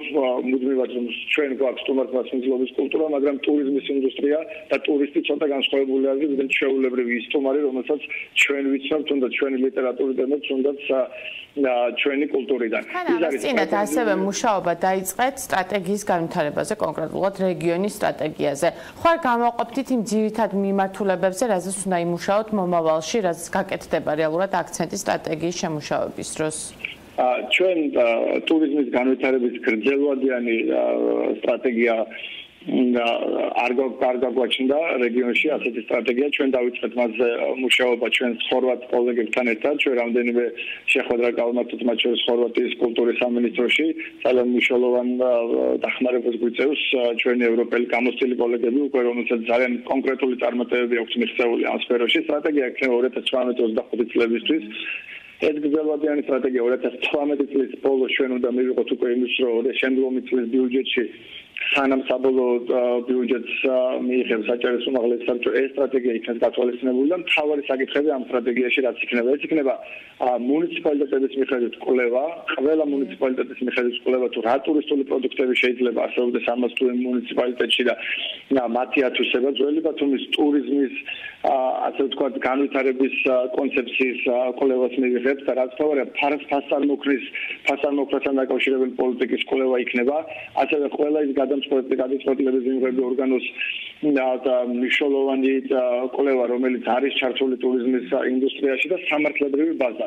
ეს არის ის კონკრეტული ძალიან მოკლე ასე ვთქვათ მონახაზი, რომელსაც ამ კვლევიდან ველოდებით და მე მინდა გითხრათ, რომ ეს იქნება ძალიან მნიშვნელოვანი გრძელვადიანი კვლევა ყველა წარმატებულმა და ქვეყანამ, ყველა წარმატებულმა ტურისტულმა რეგიონმა ეს პროცესი გაიარა, თქვენ ძალიან კარგად უცხით ამის შესახებ და ეს იქნება კვლევა, რომელიც უკვე იქნება სახელმძღვანელო დოკუმენტი ხელისუფლებისთვისაც და სახელმძღვანელო დოკუმენტი კერძო სექტორისთვის. კერძო სექტორისთვის არ მოხდება რაღაც განსაკუთრებული ისეთი სიახლეები, ნეგატიურ სიახლეებს გულისხმობ კონკრეტულ სიტუაციაში, რომელიც მათთვის რაღაცა ფაქტის წინაშე დაყენება იქნება და მათ ექნებათ ეს დოკუმენტი, იმიტომ რომ ტურიზმში ინვესტიციების 50%-ზე მეტი ხორციელდება ჩვენს რეგიონში. ტურიზმით ცხოვრობს აჭარა პირდაპირ მნიშვნელობით და დღეს ის არის აბსოლუტურად უალტერნატივო სფერო რეგიონისთვის, რეგიონის შემოსავლებისთვის, ქვეყნის შემოსავლებისთვისაც, მათ შორის არა მხოლოდ რეგიონის შემოსავლებისთვის.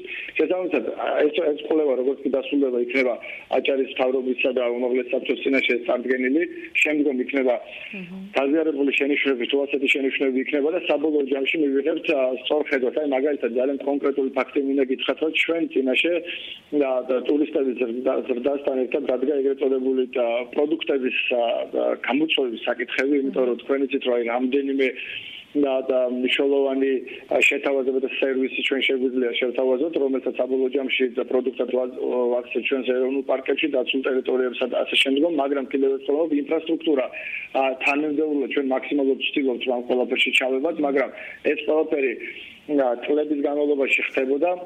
ალბათ განვითარების ეს ეტაპის გასავლელი იყო, წლების განმავლობაში ხდებოდა კონკრეტულ სტრატეგიაზე დაყრდნობით არ იყო ეს ყველაფერი. ეხლა უკვე ეს ყველაფერი იქნება კონკრეტულ სტრატეგიაზე დაყრდნობით და გვეცოდება მაგალითად, აი რატომ ვაკეთებთ ორთაბათუმის მხრიდან ამ ტირალას განვითარების კონცეფციას, რომელზედაც ეხლა UNDP ძალიან აქტიურად გვეხმარება, დიდი მადლობა მინდა მე მათ ამისთვის უთხრა, რამდენიმე შეხვედრის შემდეგ პრაქტიკულად მათაც დაიჯერეს ამ პროექტის რომელიც სხვადასხვა რომელსაც ძალიან უჭერს ხარს ადგილობრივი მოსახლეობა და ბევრი ამ ტიპის პროექტი არსებობს, იმიტომ რომ ერთის მხრივ კონდეს სხვა, მეორეს მხრივ 1 საათის სავალზე კონდეს ფანტასტიკური სამწუხაროდ ჩვენი დრო იწურება და ბოლო კითხვას გკითხავთ. საუბარი არის აჭარაში ტურიზმის სამინისტროს შექმნაზე. რამდენად რა მოსაზრების ხართ თქვენ და რამდენად ეს რეალურია? აჭარის კონსტიტუცია არის უკვე მიღებული, მათ შორის საქართველოს პარლამენტის მიერ უკანასკნელი რედაქცია, რომელშიც პირდაპირ წერია, რომ აჭარის ექსკლუზიური უფლება არის შექმნას რამდენიმე დარგში სამინისტრო, მათ შორის ახალი რაც არის ის, რომ იყო 4 დღემდე არსებული სფერო, ეხლა არის უკვე 11, მათ შორის ინფრასტრუქტურა და ტურიზმი, ბუნებრივია.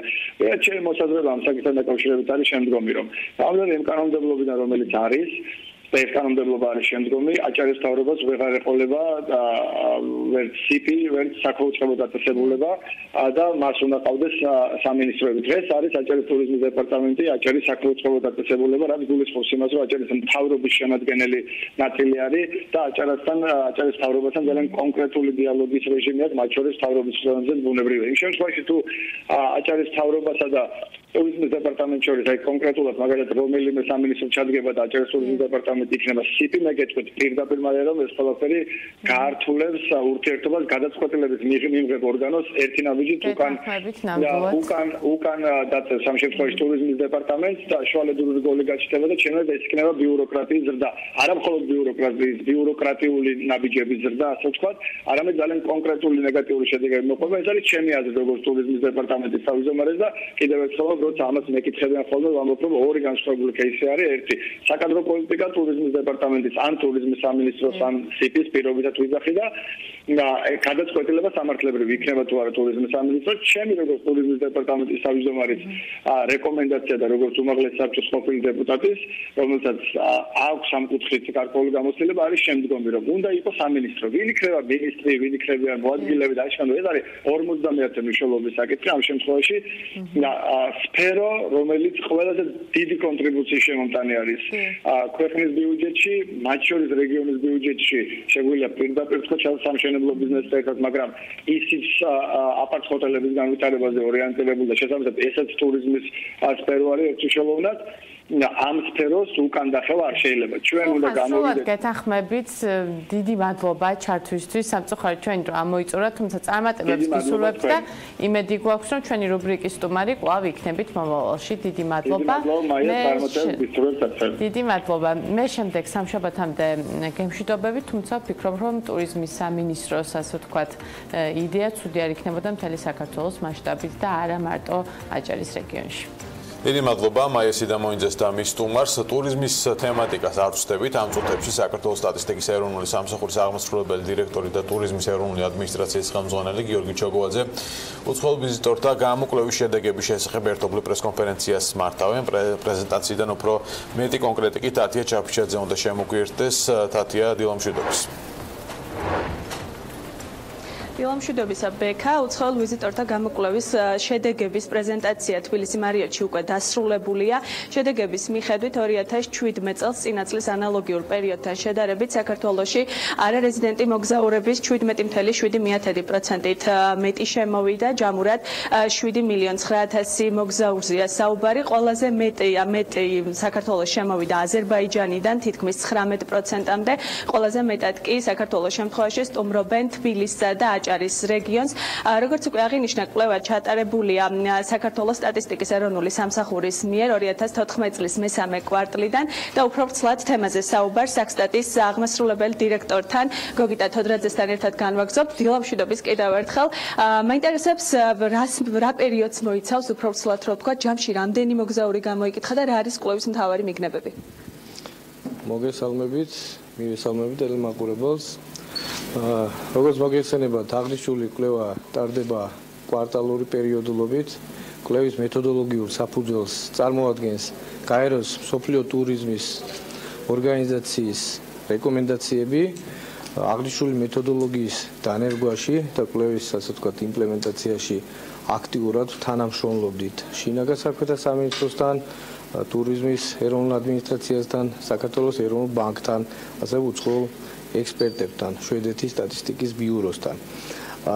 კვლევა ითვალისწინებს თვის განმავლობაში 1000-მდე არარეზიდენტი 15 წელს ზემოთ ყოფი ვიზიტორის, ასე ვთქვათ, გამოკითხვას და კვლევის შეწონვისას შერჩევის ჩარჩოდ ვიყენებთ შინაგან საქმეთა სამინისტროს ინფორმაციას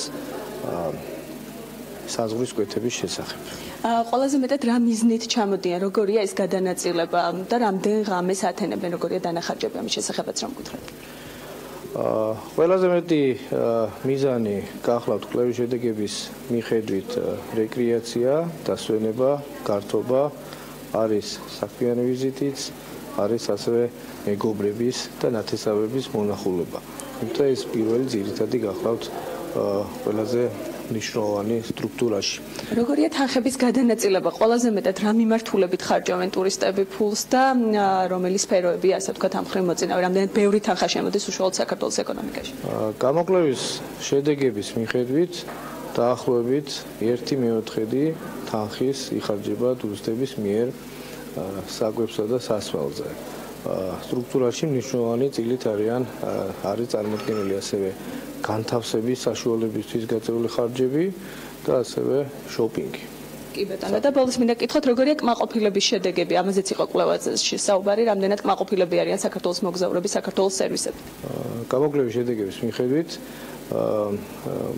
ასე ვთქვათ, გამოკითხული არარეზიდენტების აბსოლუტური უბრალესობა გამოთქვას კმაყოფილებას. ძალიან დიდი მადლობა. მე ჩვენს მაყურებელს კიდევ ერთხელ ვეტყვი, რომ ეს არის კვლევის შედეგები, რომელსაც პრინციპში მედია და საზოგადოება 2014 წლიდან ელოდებოდა. კვლევის შედეგების მიხედვით ზრდადია ტენდენცია ტურისტების რაოდენობისა, რაც შეეხება უკვე დამატებით დეტალურ ინფორმაციას, ამას ჩვენი მაყურებელი უკვე ჩვენი ვებგვერდის BMG-ის საშუალებით შეიტყობს. მადლობა თათიას საინტერესო საუბრისათვის. ამით საქმიანობას ვასრულებთ. აუცილებლად დავდოთ ბეგობოციკაძის ეთერ საქმის კურსზე. მათ შორის ამ თემაზე ზუსტად 15 საათზე დათო ჯალაღონიასთან საინტერესო ეთერი გელოდებათ. ახლა კი კვანცალაღიძის და ქალების ნარატივის დრო არის. მე ხვალ დილა მტეკე მშვიდობებით. დევა პირველზე ზუსტად 8-ზე შევხვდებით და ბედნიერ დღეს გისურვებთ.